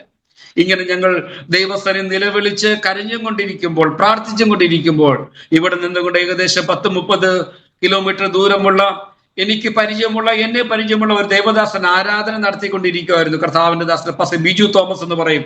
ആ ദേവദാസൻ ആരാധന നടത്തിക്കൊണ്ടിരിക്കുമ്പോൾ ആ ദേവദാസന് പരിശുദ്ധാത്മാവ് ഒരു പ്രേരണ കൊടുത്ത് പെട്ടെന്ന് എന്നെ വന്ന് കാണണമെന്ന്. അദ്ദേഹത്തിന് അറിയത്തില്ല ഞാൻ എവിടെയാണ് താമസിക്കുന്നതെന്ന്. ഏകദേശം ഐഡിയ ഉണ്ട്. ഈ പ്രതാപ് നഗർ, കറോന്ത എന്നൊക്കെ പറയുന്ന ആ സ്ഥലങ്ങളൊക്കെ അദ്ദേഹത്തിന് കേട്ടിട്ടുണ്ട്. ഈ ഗ്രാമം എവിടെയാണെന്ന് അദ്ദേഹത്തിന് അറിയത്തില്ല. അദ്ദേഹം പെട്ടെന്ന് ആരാധന നിർത്തിയിട്ട്, അദ്ദേഹത്തിന് ഒരു പഴയ ബൈക്ക് ഉണ്ടായിരുന്നു. ആ പഴയ ബൈക്കും കൊണ്ട് അദ്ദേഹം തിരക്കി അദ്ദേഹം ഞങ്ങളുടെ വീട്ടിലെത്തി. ആ സമയത്ത് ഏകദേശം ഒരു വൈകുന്നേരം 3-4 മണിയൊക്കെ കഴിഞ്ഞു. അദ്ദേഹം കാണുന്നത്, വന്ന് നോക്കുമ്പോൾ ഞാനും എൻ്റെ ഭാര്യയും ചലനമറ്റ കുഞ്ഞിനെ മടിയിൽ വെച്ചുകൊണ്ട് നിലവിളിച്ച് കരയുന്നതാണ് അദ്ദേഹം കണ്ടത്. അദ്ദേഹത്തിന് അത് സഹിക്കാൻ കഴിഞ്ഞില്ല. അദ്ദേഹം പെട്ടെന്ന് അദ്ദേഹത്തിന്റെ ബൈക്കിൽ, ആ ദേവദാസന്റെ ബൈക്കിൽ സിറ്റിയിൽ വന്ന് ഒരു ഓട്ടോ പിടിച്ച് ഞങ്ങളുടെ ഗ്രാമത്തിൽ വന്നിട്ട് ഞങ്ങളെയും കൊണ്ട് അദ്ദേഹം നേരെ ഒരു ജയ്പൂർ സിറ്റിയിലുള്ളതായ ഒരു ഹോസ്പിറ്റലിൽ കൊണ്ടുപോയി. ഹോസ്പിറ്റലിൽ കൊണ്ടുപോയപ്പോൾ ആ ഡോക്ടർ ഞങ്ങളെ പറയാൻ ഇനി ചീത്ത ഒന്നുമില്ല. കാരണം കുഞ്ഞിന്റെ കണ്ടീഷൻ അത്രയ്ക്ക് മോശമായി പോയി, മരണത്തോളം എത്തി. ഞങ്ങൾ ചിന്തിച്ചു കുഞ്ഞ് മരിച്ചു പോയെന്നാണ് ഞാനും എൻ്റെ ഭാര്യയും മനസ്സിൽ തീരുമാനിച്ചു. കാരണം ശ്വാസം ചലനം പോയി. പക്ഷേ ദൈവത്തിന്റെ കൃപയാൽ അവിടെ കിടത്തി അഡ്മിറ്റ് ചെയ്തു. ട്രീറ്റ്മെന്റ് കിട്ടി. എൻ്റെ കുഞ്ഞിന് ദൈവം സൗഖ്യവും കൊടുത്തു, വിടുതൽ കൊടുത്തു. ഇങ്ങനെ അവിടെ കഴിഞ്ഞതിന് ശേഷം ആ ദേവദാസൻ അദ്ദേഹത്തിന് വീട്ടിൽ കൊണ്ടുപോയി. ഒരാഴ്ച ഞങ്ങൾക്ക് അദ്ദേഹത്തിന് വീട്ടിൽ കൊണ്ടുപോയിട്ട് മാന്യമായ ആഹാരമൊക്കെ തന്നിട്ടാണ് അദ്ദേഹം അദ്ദേഹത്തിന് വീട്ടിൽ നിന്ന് ഞങ്ങളെ പറഞ്ഞു വിട്ടു. ഞങ്ങളെ പിന്നെ അദ്ദേഹത്തിന് ഞങ്ങള് എത്ര പറഞ്ഞാലും, ആ ദേവദാസന് നന്ദി പറഞ്ഞാലും മതി വരത്തില്ല. അത്രത്തോളം ആ ദേവദാസൻ ഞങ്ങൾക്ക് വേണ്ടി, അദ്ദേഹത്തിന്റെ കുടുംബം ഞങ്ങൾക്ക് വേണ്ടി കഷ്ടപ്പെട്ടു, ത്യാഗം അനുഭവിച്ചു. ഇങ്ങനെ ഞങ്ങൾ ഗ്രാമത്തിൽ വന്നു. ഇവിടെ ഇവിടെ ഒരു സ്കൂൾ ഉണ്ടായിരുന്നില്ല, ഇവിടെ ഒരു ക്ലിനിക് ഉണ്ടായിരുന്നില്ല. എന്റെ കുഞ്ഞിന് ഞങ്ങൾക്ക് LKG UKG ഒന്നും വിടാൻ ഞങ്ങളുടെ കയ്യിൽ സാമ്പത്തികം ഉണ്ടായിരുന്നില്ല. സാധാരണ 6ാമത്തെ വയസ്സിലാണ് ഞങ്ങളുടെ കുഞ്ഞിനെ ഇവിടത്തെ അഡ്മിഷൻ എടുക്കുന്നത്. ഒരു ചെറിയ സ്കൂളിൽ അഡ്മിഷൻ കിട്ടി, സാമ്പത്തികമായി ഏറ്റവും ചെറിയ സ്കൂളിൽ, ലോ സ്കൂളിൽ 6ാമത്തെ വയസ്സിൽ ഞങ്ങളുടെ കുഞ്ഞിന് 1ാമത്തെ ക്ലാസ്സിൽ അഡ്മിഷൻ എടുത്തു.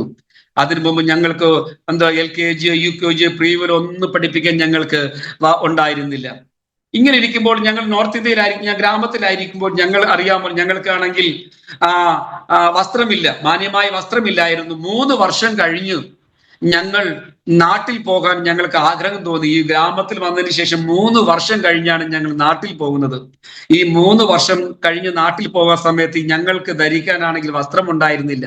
എന്ത് ചെയ്യണമെന്ന് അറിയത്തില്ല. ഞാൻ ഇങ്ങനെ എന്ത് ചെയ്യണം അറിയാതെ ഞങ്ങൾ ഒരു ദിവസം, ഞാൻ എന്തോ ആവശ്യത്തിന് വേണ്ടി ഞാനൊന്ന് സിറ്റിയിലേക്ക് പോയപ്പോൾ റോഡ് സൈഡിൽ ഈ പഴയ വസ്ത്രങ്ങളൊക്കെ ധരിച്ചിട്ട് ആ വസ്ത്രങ്ങളൊക്കെ വിലയ്ക്ക് കൊടുക്കുന്ന ഒരു കടയുണ്ടായിരുന്നു റോഡ് സൈഡിൽ. ഇപ്പോഴും ഈ നോർത്ത് ഇന്ത്യയിലൊക്കെ പല സ്ഥലങ്ങളിലും കാണാൻ പറ്റും. ആൾക്കാർ ഉപയോഗിച്ച വസ്ത്രങ്ങൾ അത് വീണ്ടും ലോ വിലയ്ക്ക് കൊടുക്കുന്നു. അങ്ങനെ ഞാൻ നാട്ടിൽ പോകാൻ സമയത്ത് ഞാൻ അവിടെ ചെന്നിട്ട് ആ കടയിൽ ചെന്ന് ആരോ ഉപയോഗിച്ച വസ്ത്രം, 2 ഷർട്ടും 2 പാന്റും ഞാൻ വാങ്ങിച്ചു. 50 രൂപ, രണ്ടും കൂടെ 100 രൂപയ്ക്ക് കിട്ടി. 2 ഷർട്ടും 2 പാന്റും. അങ്ങനെ അതും വാങ്ങിച്ചു കൊണ്ടാണ് ഞങ്ങൾ ഈ നോർത്ത് ഇന്ത്യയിൽ വന്നിട്ട് 3 വർഷം കഴിഞ്ഞ് ഞങ്ങൾ നാട്ടിലേക്ക് കടന്നു പോകുന്നത്. നാട്ടിലേക്ക് കടന്നു പോയപ്പോൾ ഇവിടുന്ന് വാങ്ങിച്ച കീറാറായ വസ്ത്രം വാങ്ങിച്ചുകൊണ്ടാണ് ഞാൻ ഇട്ടുകൊണ്ടാണ് നാട്ടിൽ ചെന്നത്. നാട്ടിൽ ചെന്നപ്പോഴും എൻ്റെ ഒരു സ്നേഹിതനും, അവൻ എൻ്റെ കൂടെ പഠിച്ചതാ, അവൻ പറഞ്ഞു, ബോസ് നീ പോകുമ്പോൾ ഈ ഷർട്ട് എനിക്ക് തന്നിട്ട് പോകണമെന്ന് പറഞ്ഞു. പക്ഷേ എനിക്ക് അവൻ്റെ അടുക്കൽ നോ പറയാൻ പറ്റിയില്ല. അവനറിയത്തില്ലായിരുന്നു ഞാൻ ഇവിടുന്ന് ഈ പഴയ വസ്ത്രം വാങ്ങിച്ചാണ് ഇട്ടുകൊണ്ട് പോയതെന്ന് ഞാനെടുത്ത് പറഞ്ഞില്ല. അവൻ പറഞ്ഞു, നീ പോകുമ്പോഴും നിനക്ക് ഈ ഷർട്ട് എനിക്ക് തന്നിട്ടേ പോകാവൂ എന്ന് പറഞ്ഞു.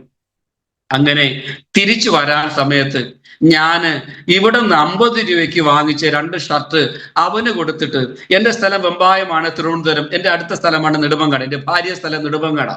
അവിടെ ഇന്ന് ഇപ്പോഴും ഉണ്ടോ എന്ന് അറിയത്തില്ല, അന്ന് നെടുമങ്ങാട് ചന്തയിൽ ഈ പഴയ ഷർട്ടുകളൊക്കെ ഈ നോർത്ത് ഇന്ത്യയിൽ കിട്ടുന്നത് പോലെ അവിടെയും ചന്തയ്ക്കകത്ത് പഴയ ഷർട്ടുകൾ കിട്ടുമായിരുന്നു. അങ്ങനെ ഞാൻ നെടുമങ്ങാട് ചന്തയിൽ ചെന്ന് 20 രൂപ മുതൽ 40 രൂപ കൊടുത്ത് 2 ഹാഫ് ഷർട്ട് വാങ്ങിച്ച് കീറിപ്പറിയാറായ ഷർട്ട് ഇട്ടും കൊണ്ട് ഞാൻ തിരിച്ച് നോർത്ത് ഇന്ത്യയിൽ കടന്നു വന്നു. ഇന്ന് ധൈര്യത്തോടും സന്തോഷത്തോടും സമാധാനത്തോടും പറയട്ടെ, ഇന്ന് എനിക്ക് വസ്ത്രത്തിന് യാതൊരു ബുദ്ധിമുട്ടും ദൈവം തന്നിട്ടില്ല. അങ്ങനെ കഷ്ടത എന്താണെന്നും പ്രതികൂലം എന്താണെന്നും ഒക്കെ ഞങ്ങൾ ജീവിതത്തിൽ ഞങ്ങൾ തിരിച്ചറിഞ്ഞു. പല പ്രാവശ്യവും ഞങ്ങൾ വീണ്ടും നാട്ടിലേക്കോ അല്ലെങ്കിൽ വേറെ എവിടെയെങ്കിലും പോകാനൊക്കെ ഞങ്ങൾ തീരുമാനമെടുത്തു. എങ്കിലും ഞങ്ങൾ ആ ഗ്രാമം ചുറ്റിയുള്ള പ്രാർത്ഥന ഞങ്ങൾ നിർത്തിയില്ല. ഭാഷ അറിയത്തില്ല, ആരെടുക്കലും സുവിശേഷം പറയാനുള്ള ഭാഷ അറിയത്തില്ല.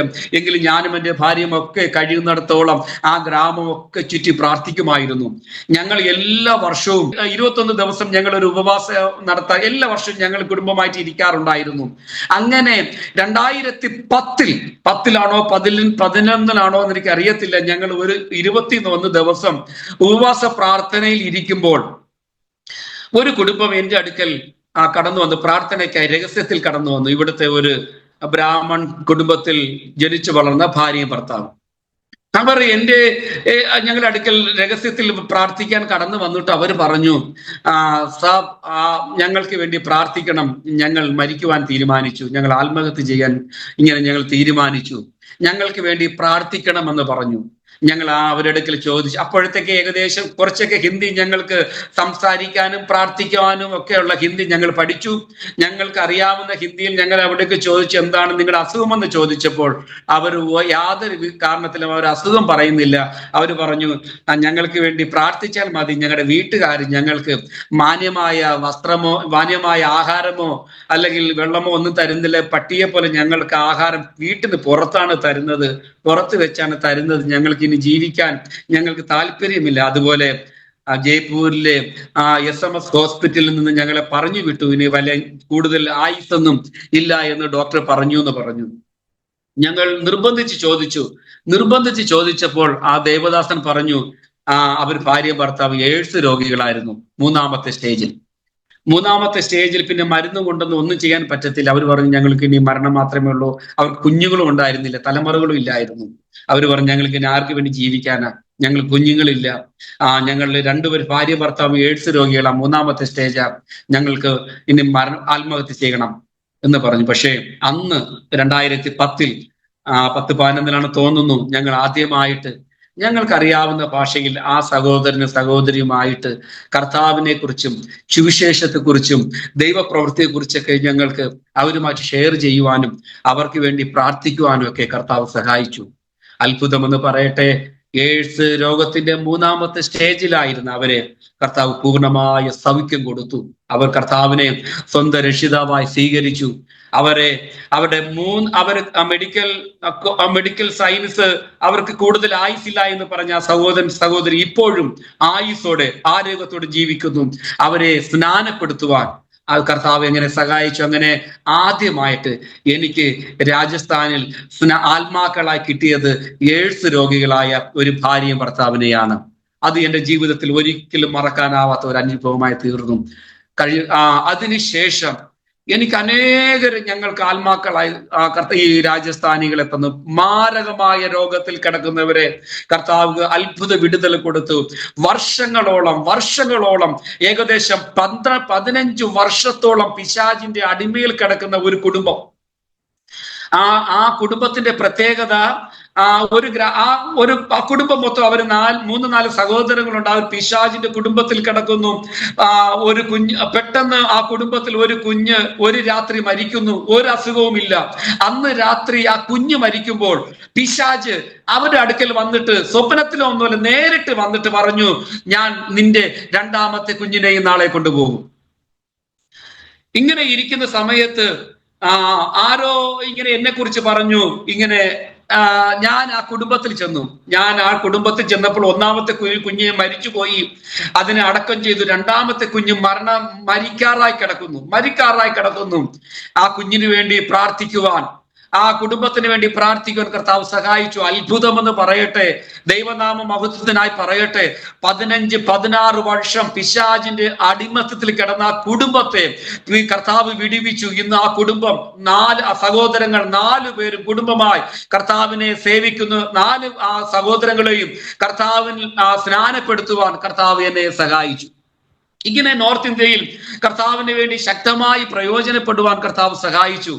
ഇങ്ങനെ കർത്താവിന്റെ വേലയിൽ മുന്നോട്ട് പോകുമ്പോഴാണ് ജീവിതത്തിൽ നമുക്ക് എല്ലാവർക്കും അറിയാവുന്നതുപോലെ കൊറോണ വന്നത്. നമുക്ക് എല്ലാവർക്കും അറിയാം, കൊറോണ ജീവിതത്തിൽ ഒരിക്കലും മറക്കാനാവാത്ത നിമിഷമാണ്. കൊറോണ അതികഠിനമായപ്പോൾ എൻ്റെ കൂടെ പഠിച്ചവരും അല്ലെങ്കിൽ നോർത്ത് ഇന്ത്യയിലുള്ളതായ പല ദൈവദാസന്മാരും ഈ നോർത്ത് ഇന്ത്യയിലെ വേല കളഞ്ഞിട്ട് കേരളത്തിലും മറ്റ് സ്ഥലങ്ങളിലേക്ക് പോയി. അങ്ങനെ എൻ്റെ പല ബന്ധുക്കളും സ്നേഹിതരും ഒക്കെ കർത്താവിന്റെ വേല കളഞ്ഞിട്ട് കേരളത്തിൽ പോയി. എനിക്കാണെങ്കിൽ എൻ്റെ വീട്ടുകാരിൽ നിന്നും പല സ്ഥലങ്ങളിൽ നിന്ന് ഫോൺ വരുന്നു, ഇവിടുത്തെ വേല കളഞ്ഞിട്ട് നാട്ടിൽ ചെല്ലാനായിട്ട്.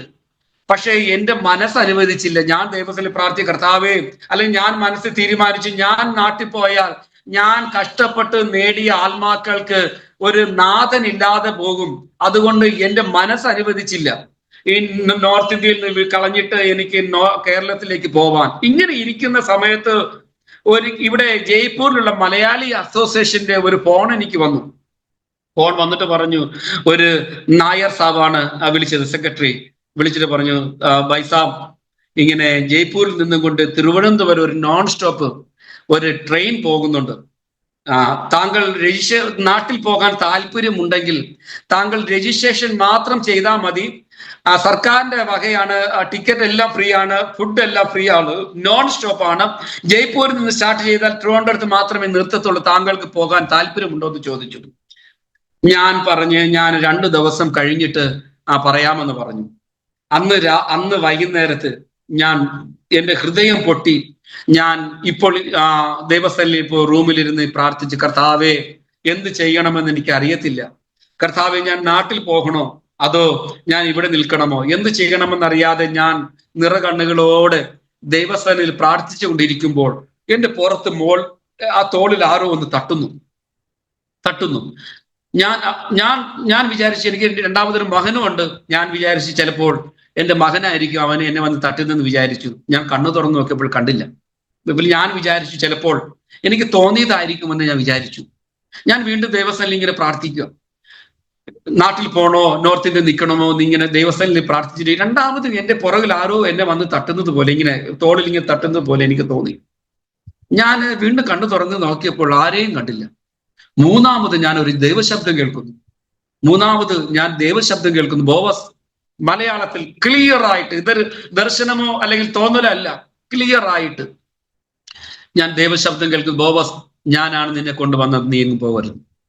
ഈ ദൈവശബ്ദം കേട്ട് പ്രാർത്ഥിച്ചു കഴിഞ്ഞു. 2-3 ദിവസം കഴിഞ്ഞപ്പോൾ എന്നെ മലയാളി അസോസിയേഷനിൽ നിന്ന് വീണ്ടും എനിക്ക് ഫോൺ വന്നിട്ട് ആ മാന്യനായ ആ സഹോദരൻ ചോദിച്ചു, താങ്കളുടെ തീരുമാനം എന്താ എന്ന് ചോദിച്ചപ്പോൾ ഞാൻ നോ പറഞ്ഞു.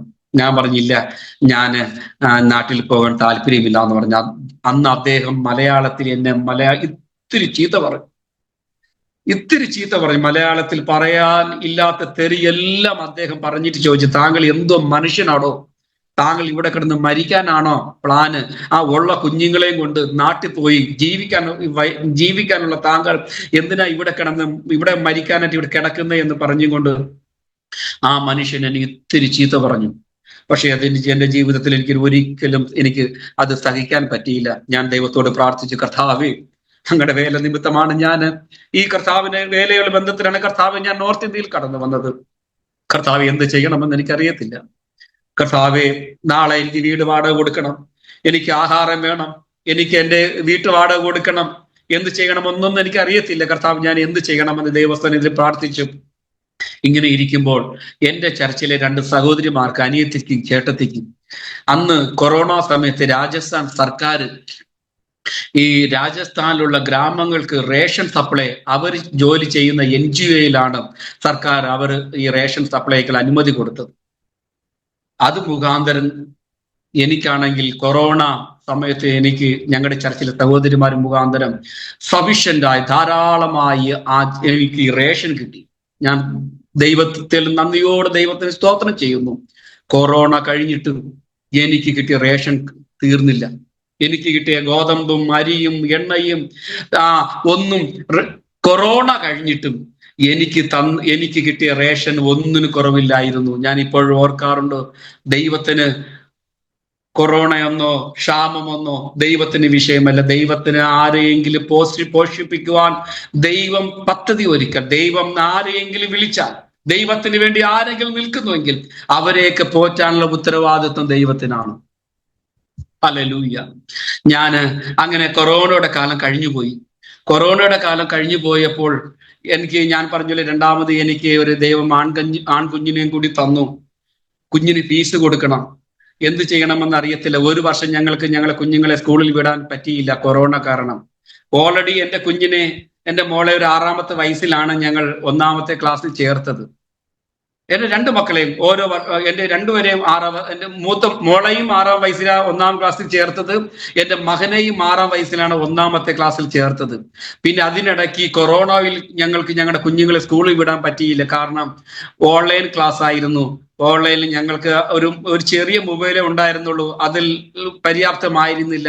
രണ്ടാമത് ഓൺലൈനിൽ ആയിരുന്നത് കൊണ്ടും സ്കൂളിൽ ഫീസ് കൊടുക്കണം. അതുകൊണ്ട് ഞങ്ങൾക്ക് കൊറോണ സമയത്ത് ഞങ്ങളുടെ കുഞ്ഞുങ്ങളെ സ്കൂളിൽ വിടാൻ പറ്റിയില്ല. ഇങ്ങനെ ഇരിക്കുന്ന സമയത്ത് കൊറോണ കഴിഞ്ഞിട്ട് ഞാൻ ഒരു ദിവസം സ്കൂളൊക്കെ തുറന്നു. ഞാൻ എൻ്റെ കുഞ്ഞിനെ അടുത്ത സ്കൂള് ടിഫിൻ കൊടുക്കാനായിട്ട് ഞാൻ എൻ്റെ കുഞ്ഞുങ്ങൾക്ക് ടിഫിൻ കൊടുക്കാനായിട്ട് സ്കൂളിലേക്ക് പോകുമ്പോൾ കൊടും ചൂടത്ത് കൊറോണ കഴിഞ്ഞുള്ള ഏപ്രിൽ മെയ് ജൂൺ സമയത്ത് സ്കൂളൊക്കെ അടയ്ക്കാറായി. ഇവിടെ ഞാൻ നോക്കുമ്പോൾ എൻ്റെ 2 കുഞ്ഞുങ്ങളെ വെളിയിൽ നിർത്തിയിരിക്കുന്നു കൊടും ചൂടത്ത്. ഞാൻ ടിഫിൻ കൊടുക്കാനായിട്ട് കടന്നു പോയതാ. എനിക്കത് എൻ്റെ ജീവിതത്തിൽ ഒരിക്കലും മറക്കാൻ പറ്റിയില്ല.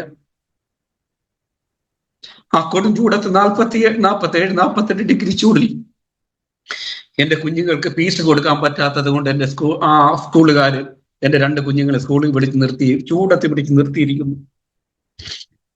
എൻ്റെ ജീവിതത്തിൽ ഒരിക്കലും മറക്കാൻ പറ്റിയില്ല. അന്ന് ഞാൻ സ്കൂൾ ടിഫിൻ കൊണ്ട് കൊടുത്തിട്ട്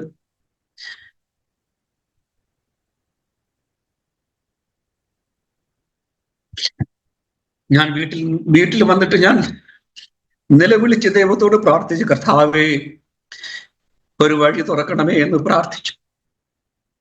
അന്ന് ആ പ്രാർത്ഥനയൊക്കെ കഴിഞ്ഞിട്ട് വൈകുന്നേരം സമയത്ത് ഞാനിങ്ങനെ നടക്കാനായിട്ട്, ജസ്റ്റ് ഇവിടെ ഒരു പാർക്കുണ്ട്, ഞാനിങ്ങനെ പാർക്കിൽ നടക്കാനായിട്ട് ഇങ്ങനെ പോവാൻ സമയത്ത് എൻ്റെ അടുത്ത് വേറൊരു ഹിന്ദിക്കാരനായ ഒരു ദേവദാസൻ പാസ്റ്റർ താമസമുണ്ട്. ഞങ്ങൾ ഇടയ്ക്കിടയ്ക്ക് ഇങ്ങനെ നടക്കാനൊക്കെ പോകും. അന്ന് നടക്കാൻ പോകുന്ന സമയത്ത് ആ ദേവദാസ് എൻ്റെ അടുത്ത് പറഞ്ഞു, പാസ്റ്റർ നമുക്ക് ഒരുമിച്ച് നടക്കാൻ പോവാന്ന് പറഞ്ഞു. അന്ന് രാത്രി ആ കുഞ്ഞിനെ ഫീസ് കൊടുക്കാൻ പറ്റാത്തത് കൊണ്ട് വെളിയിൽ നിർത്തിയ അന്ന് ആ വൈകുന്നേരം രാത്രിയിൽ ഞാനും ആ ദേവദാസനും കൂടി നടക്കാൻ പോയപ്പോൾ ഇന്ന് രാത്രി ആ ദേവദാസ് എൻ്റെ അടുക്കൽ പറഞ്ഞു, പാസ്റ്റർ ഞാൻ ഇന്ന് രാവിലെ പ്രാർത്ഥിച്ചു കൊണ്ടിരിക്കുമ്പോൾ ദൈവത്തിന്റെ ആത്മാവ് എൻ്റെ അടുക്കൽ പറഞ്ഞു, പാസ്റ്ററിന്റെ മക്കളുടെ കുഞ്ഞിന് ഫീസ് കൊടുക്കണം എന്ന് ദൈവാത്മാവ് എൻ്റെ അടുത്ത് സംസാരിച്ചു എന്ന് പറഞ്ഞു. അന്ന് രാത്രി ആ ദേവദാസൻ എൻ്റെ ഞങ്ങളുടെ കുഞ്ഞുങ്ങൾക്ക് ഫീസിന് കൊടുക്കാനുള്ള ഒരു ടേനുള്ള ഫീസ് അന്ന് രാത്രി തന്നെ ഞങ്ങൾക്ക് തന്നു. പിറ്റേന്ന് രാവിലെ ഞാൻ ആ കുഞ്ഞുങ്ങൾക്ക് ഫീസ് കൊടുക്കാൻ കർത്താവ് സഹായിച്ചു. ഇങ്ങനെ കർത്താവിന്റെ വേലി വളരെ കഷ്ടതയിലും വളരെ പ്രതികൂലത്തിലൂടെയൊക്കെ ഞങ്ങൾ കടന്നുപോയി. ഞാൻ പലപ്പോഴും ആഗ്രഹിച്ചു, കർത്താവ് ഒരു നേരത്തെ ആഹാരം, മാന്യമായ ആഹാരം എൻ്റെ കുഞ്ഞുങ്ങൾക്ക് ഞങ്ങൾക്ക് കൊടുക്കാൻ പറ്റിയില്ലല്ലോ, മാന്യമായ ഒരു വസ്ത്രം എൻ്റെ കുഞ്ഞുങ്ങൾക്ക് കർത്താവേ അങ്ങയുടെ നാമനിമിത്തം കൊടുക്കാൻ പറ്റിയില്ലല്ലോ എന്ന് പല പ്രാവശ്യം ഞങ്ങൾ ദൈവസന്നിധിയിൽ പ്രാർത്ഥിച്ചിട്ടുണ്ട്. ഞങ്ങൾ ഇതുവരെയും ഞങ്ങളുടെ പ്രാരംഭ കാലഘട്ടത്തിൽ ഞങ്ങളുടെ കുഞ്ഞുങ്ങൾക്ക് ഒരു ബോൺവിറ്റയോ ബൂസ്റ്റോ ഒന്നും വാങ്ങിച്ചു കൊടുക്കാൻ ഞങ്ങൾക്ക് പറ്റിയില്ല കർത്താവിന്റെ വേല നിമിത്തം. പക്ഷേ ആ സ്ഥിതിക്കൊക്കെ ദൈവം ഇപ്പോൾ മാറ്റം തന്നു. ഇപ്പോൾ ദൈവം ഞങ്ങളെ ക്ഷേമത്തോടെ, അത്ഭുതത്തോടെ, അതിശയത്തോടെ ഒക്കെ ദൈവം ഞങ്ങൾ ഇപ്പോൾ നടത്തുന്നു. ഞാൻ ഇതൊക്കെ പറഞ്ഞു വരുന്നത് നമ്മുടെ ദൈവം അത്ഭുതങ്ങളുടെ ദൈവമാണ്. ഇത് കഴിഞ്ഞിട്ട് ഒരു ദിവസം ഞാൻ എൻ്റെ കുഞ്ഞിന് അടുത്തത് എൻ്റെ കുഞ്ഞ് എൻ്റെ മോന് പെട്ടെന്ന് ഒരു അസുഖം വന്നു എന്ന് പറഞ്ഞ് സീരിയസ് ആയി. അവന് ഇൻഫെക്ഷനായി, ശരീരം മൊത്തവും ശരീരത്തിന് ഇൻഫെക്ഷനായി ഇവിടുത്തെ ഒരു വലിയ ഹോസ്പിറ്റലിൽ അഡ്മിറ്റ് ആക്കേണ്ടി വന്നപ്പോൾ ഞങ്ങൾക്ക് എഴുതി കൊടുക്കേണ്ടി വന്നു. കാരണം ഡോക്ടർ പറഞ്ഞു കുഞ്ഞ് ജീവിച്ചിരിക്കാൻ സാധ്യത വളരെ കുറവാണ്. ഇങ്ങനെ പറഞ്ഞ് എഴുതി കൊടുത്തു. അന്ന് രാത്രി ഞാൻ ഒറ്റയ്ക്കേ ഉള്ളൂ, ഞങ്ങൾക്ക് സഹായത്തിന് ആരും ഉണ്ടായിരുന്നില്ല. അന്ന് തന്നെ എൻ്റെ ഭാര്യയ്ക്ക് പെട്ടെന്ന് ഒരു അസുഖം വന്നു, ഇൻഫെക്ഷൻ വന്നു. ഭാര്യയ്ക്കുമായി എൻ്റെ മകനുമായി രണ്ടുപേരെയും ഒരേ ഹോസ്പിറ്റലിൽ കുഞ്ഞുങ്ങളെ ICUവിൽ അഡ്മിറ്റായി, ഭാര്യയെ വേറൊരു ICUവിൽ അഡ്മിറ്റാക്കി. എന്ത് ചെയ്യണമെന്നറിയത്തില്ല. ദൈവസ്ഥാനത്തിൽ പ്രാർത്ഥിച്ച കർത്താവേ അങ്ങ് എന്ത് ആഗ്രഹിക്കുന്നു എന്ന് പ്രാർത്ഥിച്ചു. അന്ന് ദൈവസ്ഥനിൽ നിലവിളിച്ചപ്പോൾ അത്ഭുതമെന്ന് പറയട്ടെ, പെട്ടെന്ന് ഒരു ദൈവ സാന്നിധ്യം ഇറങ്ങി വന്നു. പെട്ടെന്ന് ദൈവം എൻ്റെ ഭാര്യയെയും കുഞ്ഞിനെയും സവിക്ക് കൊടുത്തു, പൂർണ്ണ വിടുതലോടുകൂടി. ഡോക്ടർ പറഞ്ഞു ജീവിച്ചിരിക്കാൻ യാതൊരു സാധ്യതയും ഇല്ല എന്ന് പറഞ്ഞ് കുഞ്ഞിന് പൂർണ്ണ വിടുതൽ കൊടുക്കുകയും ഇന്ന് അവൻ ആരോഗ്യത്തോടുകൂടി അവൻ ഇപ്പോൾ ആയിരിക്കുന്നു. ഇങ്ങനെയൊക്കെ കർത്താവ് ക്ഷേമത്തോടെ ഞങ്ങളെ നടത്തിയൊക്കെ തടഞ്ഞു. അങ്ങനെ ഞങ്ങൾ ഗ്രാമത്തിൽ നിന്ന് പിന്നീട് ഞങ്ങൾക്ക് അവിടെ നിന്ന് മാറേണ്ടി വന്നു എന്ന് പറഞ്ഞാൽ ഞാൻ പറഞ്ഞല്ലോ, അവിടെ ഒരു സ്കൂളില്ലായിരുന്നു, അവിടെ ഒരു ഹോസ്പിറ്റലോ ക്ലിനിക്കോ ഒന്നും ഉണ്ടായിരുന്നില്ല. ഞങ്ങൾക്ക് പിന്നെ അങ്ങനെ ഇവിടെ ഈ അല്പം സൗകര്യമുള്ള സിറ്റിയിലേക്ക് ഞങ്ങൾക്ക് കടന്നു വരുവാൻ ഇടയായി. ഇവിടെ ഞങ്ങൾ കടന്നു വന്നപ്പോൾ ഞങ്ങൾക്ക് ആരും വാടക വീട് തരത്തില്ല. പ്രാർത്ഥനയ്ക്ക് നായതെന്ന് പറഞ്ഞതുകൊണ്ട് ഞങ്ങൾക്ക് ആരും വീട് തരത്തില്ല. വീട് തരും, 1-2 ആഴ്ച കഴിയുമ്പോൾ വീട്ടുകാർ മാലിക്ക് പറയും, കാലി ചെയ്യാൻ പറയും. ഇങ്ങനെ ഏകദേശം ഒരു 10-20 വീട് ഞങ്ങൾക്ക് മാറേണ്ടി വന്നു. ഇപ്പോഴും ഞങ്ങൾ വാടകയ്ക്കാണ് താമസിക്കുന്നത്. എങ്കിലും ഞങ്ങളുടെ ജീവിതത്തിൽ ഒരിക്കലും മറക്കാനാത്ത നിമിഷമാണ് ഞങ്ങൾക്ക് വീട് മാറേണ്ടി വന്നത്. ഓരോ നിമിഷവും കഴിയുമ്പോൾ ഞങ്ങൾക്ക് വീട് മാറേണ്ടി വന്നു. ഇന്ന് സന്തോഷത്തോടും സമാധാനത്തോടും പറയട്ടെ, ഇന്ന് ഏകദേശം ഒരു 100-ൽ പരം ആൾക്കാര് ഇന്ന് ഞങ്ങളെ കൂടെ ആരാധിക്കുവാൻ ദൈവമക്കളായിട്ട് ഞങ്ങൾക്ക് ഇവിടെയുണ്ട്. 100-ൽ പരം ദൈവമക്കളുണ്ട്.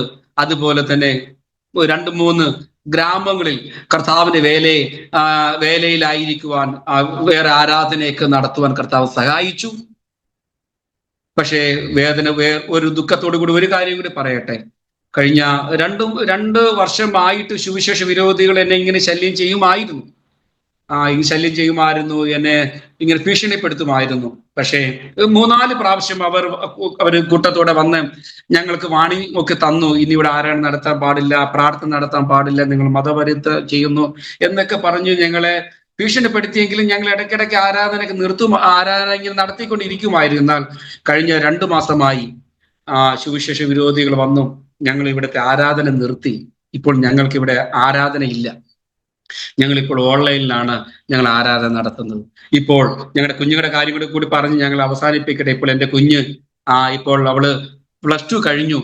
ഞങ്ങൾ അവളെ ഈ മാസം ഓഗസ്റ്റ് മാസം അവസാനത്തോടു കൂടിയോ അല്ലെങ്കിൽ സെപ്റ്റംബർ മാസം ആദ്യത്തോടു കൂടിയോ ഞങ്ങൾ അവളെ BSc നഴ്സിംഗിനായിട്ട് ഞങ്ങൾ അവളെ ബാംഗ്ലൂരിൽ അഡ്മിഷനൊക്കെ എടുത്തു. ഞങ്ങൾ ഇങ്ങനെ പ്രാർത്ഥിച്ചു കൊണ്ടിരിക്കുന്നു ഒരു വലിയ ദൈവപ്രവൃത്തിക്കായി. ദൈവം ഇത്രത്തോളമൊക്കെ ഞങ്ങൾ നടത്തി. എൻ്റെ മോന് അവൻ 10ാം ക്ലാസ് കഴിഞ്ഞ് ഇപ്പോൾ 11ാം ക്ലാസ്സിൽ ആയിരിക്കുന്നു. ഞങ്ങളൊക്കെ ദൈവക്ഷേമത്തോടെയൊക്കെ ദൈവം നടത്തി വലിയ ദൈവപ്രവർത്തികൾ കാണുവാനും അനുഭവിക്കുവാനും ഒക്കെ കർത്താവ് സഹായിച്ചു. അനേകരെ സ്നാനപ്പെടുത്തുവാൻ, അനേക കുടുംബങ്ങളെ വ്യക്തികളെയൊക്കെ സ്നാനപ്പെടുത്തുവാൻ കർത്താവ് സഹായിച്ചു. ഞാൻ എൻ്റെ ഒരു പ്രാർത്ഥന വിഷയം കൂടി പറഞ്ഞ് ഞാൻ അവസാനിപ്പിക്കാൻ ആഗ്രഹിക്കുന്നു. നിങ്ങൾ എൻ്റെയും എൻ്റെ കുടുംബത്തെ ഓർത്ത് വിശേഷാൽ പ്രാർത്ഥിക്കണം. വിശേഷാൽ മകളെ ഓർത്ത് പ്രാർത്ഥിക്കണം. അവരുടെ വിദ്യാഭ്യാസം, അവരുടെ ഭാവിയൊക്കെ ഓർത്ത് പ്രാർത്ഥിക്കണം. അപ്പോൾ തന്നെ ഇവിടെ സ്വന്തമായ ഒരു ആരാധനയ്ക്കായി ഒരു ആരാധനാലയത്തിനായിട്ടും പ്രാർത്ഥിക്കണമെന്ന് ഞാൻ അപേക്ഷിക്കുന്നു. ദൈവമക്കളെ, നമ്മുടെ ദൈവം വിശ്വസ്തനായ ദൈവം, നമ്മുടെ ദൈവം വാക്ക് പറഞ്ഞാൽ മാറാത്ത ദൈവം, അബ്രഹാമിന്റെയും ഇസഹാക്കിന്റെയും യാക്കോബിന്റെയും ദൈവം.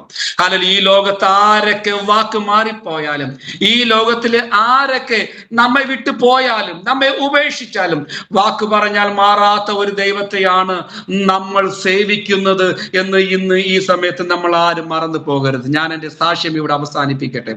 ഒരു നിമിഷം ഞാൻ നിങ്ങൾക്ക് വേണ്ടി പ്രാർത്ഥിക്കുവാൻ ആഗ്രഹിക്കുന്നു. നമുക്ക് നമ്മുടെ തലകളെ വണക്കാം, ദൈവസന്നിധിയിൽ പ്രാർത്ഥിക്കാം. നമ്മുടെ ദൈവം മാറാത്ത ദൈവം, നമ്മുടെ ദൈവം നമ്മെ ഉപേക്ഷിക്കാത്ത ദൈവം, നമ്മുടെ ദൈവം നമ്മെ പേർ ചൊല്ലി വിളിക്കുന്ന ദൈവം, നമ്മുടെ ദൈവം നമ്മെ ശക്തമായി അനുഗ്രഹിക്കുന്ന ദൈവം. ആ ദൈവത്തിന്റെ കരത്തിൽ ഒരിക്കൽ കൂടി നമ്മെ ഇന്ന് ഏൽപ്പിച്ച് നമുക്ക് പ്രാർത്ഥിക്കാം. പരിശുദ്ധനായ ദൈവമേ, സ്വർഗീയ നല്ല പിതാവേ, മനോഹരമായ ഈ നല്ല സമയത്തിനായി ഞങ്ങൾ അങ്ങേ സ്തുതിക്കുന്ന കർത്താവേ. ഹല്ലേലൂയ ദൈവമേ, ഇന്ന് കർത്താവേ എൻ്റെ ശബ്ദം കേൾക്കുന്ന എല്ലാ ദൈവദാസന്മാരെ, സഹോദരങ്ങളെ, കുഞ്ഞുങ്ങളെ അങ്ങയുടെ നാമത്തിൽ അനുഗ്രഹിച്ചു പ്രാർത്ഥിക്കുന്ന കർത്താവേ. അങ്ങ് വിശ്വസ്തനായ ദൈവമാകയാൽ, വാക്ക് പറഞ്ഞാൽ മാറാത്ത ദൈവമാകയാൽ ഞങ്ങൾ അങ്ങേ സ്തുതിക്കുന്ന കർത്താവേ. ഞങ്ങളുടെ ദേഹി ആത്മാവ് സമ്പൂർണ്ണമായി കർത്താവെ ഞങ്ങളുടെ കരത്തിൽ ഏൽപ്പിക്കുന്നു. കർത്താവിന്റെ വേലയിൽ ശക്തമായി മുന്നേറുവാൻ അങ്ങ് സഹായിക്കണമേ. വിശേഷാൽ കർത്താവെ, ആരോമ TV ഇതിന്റെ പിന്നിൽ പ്രവർത്തിക്കുന്ന കർത്താവെ, ഞങ്ങളുടെ ദാസന്മാരെ എല്ലാവരെയും അങ്ങയുടെ നാമത്തിൽ അനുഗ്രഹിച്ച് പ്രാർത്ഥിക്കുന്നു. കർത്താവ് പ്രാർത്ഥന കേട്ടതിനായി സ്തോത്രം ചെയ്യുന്നു.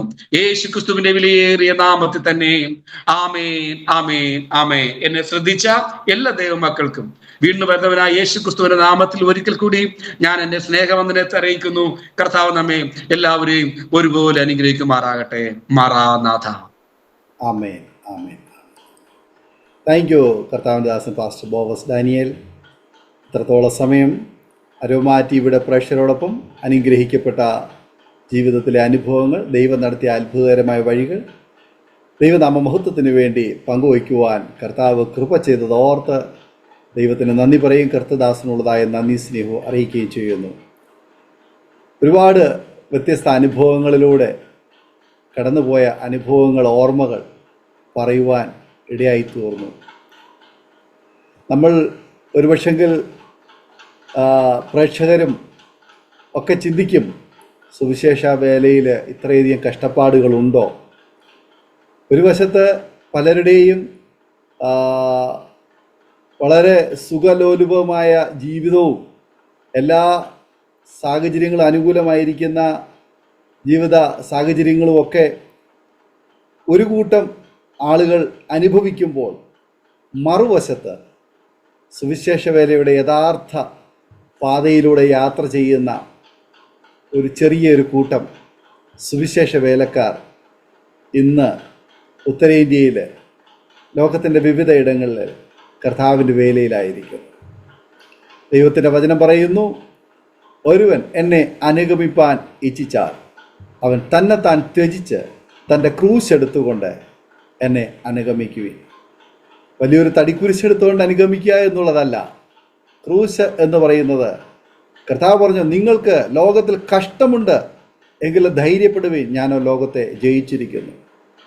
കർത്താവിനെ ഒരുവൻ വിശ്വസിക്കുവാനും സ്വീകരിക്കുവാനും യേശുവിനെ അനുഗമിക്കുവാനും അനുസരിക്കുവാനും പിൻപറ്റുവാനും തയ്യാറാകുമ്പോൾ അതിനോടനുബന്ധിച്ചുണ്ടാകുന്ന കഷ്ടപ്പാടുകളെയാണ് ഇവിടെ കഷ്ടത എന്ന് ഉദ്ദേശിക്കുന്നത്. ആകയാൽ കർത്താവിൻ്റെ ദാസൻ ബോവസ് നമ്മൾ കേട്ട് കഴിഞ്ഞു.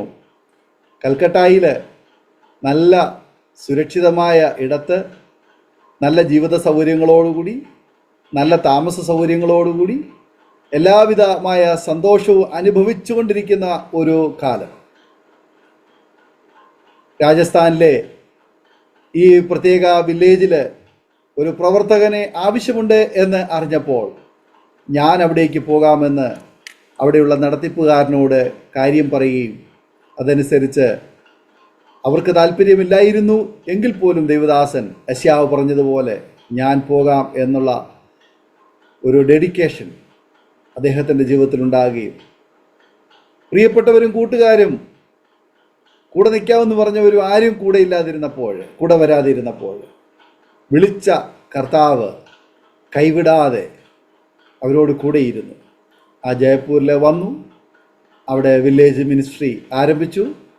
അതിനോടനുബന്ധിച്ച് അവിടെ അഭിമുഖീകരിച്ച അസാധാരണമായ ഒരുപാട് അനുഭവങ്ങൾ, പൊടിക്കുഞ്ഞുങ്ങൾക്ക് ആഹാരം കൊടുക്കുവാനോ പാല് കൊടുക്കുവാനോ അവരെ വേണ്ട വിധത്തിൽ പഠിപ്പിക്കുവാനോ ഒന്നും കഴിയാതെ ഇരുന്ന ആദ്യ നാളുകൾ, സംസാരിക്കുവാൻ ഭാഷ അറിയാതിരുന്ന ആ നാളുകൾ, കിടക്കുവാൻ ഒരു പായില്ലാതെ, അത്യുഷ്ണ സമയത്ത് ഒരു ഫാനില്ലാതെ, അതുപോലെ തണുപ്പ് കാലത്ത് അതിനുള്ള തണുപ്പിൻ്റെ വസ്ത്രങ്ങളില്ലാതെ, ധരിക്കുവാൻ നല്ല വസ്ത്രങ്ങളില്ലാതെ, യാത്ര ചെയ്യുവാൻ വാഹനമില്ലാതെ, ഒരുപാട് കഷ്ടപ്പാടുകൾ.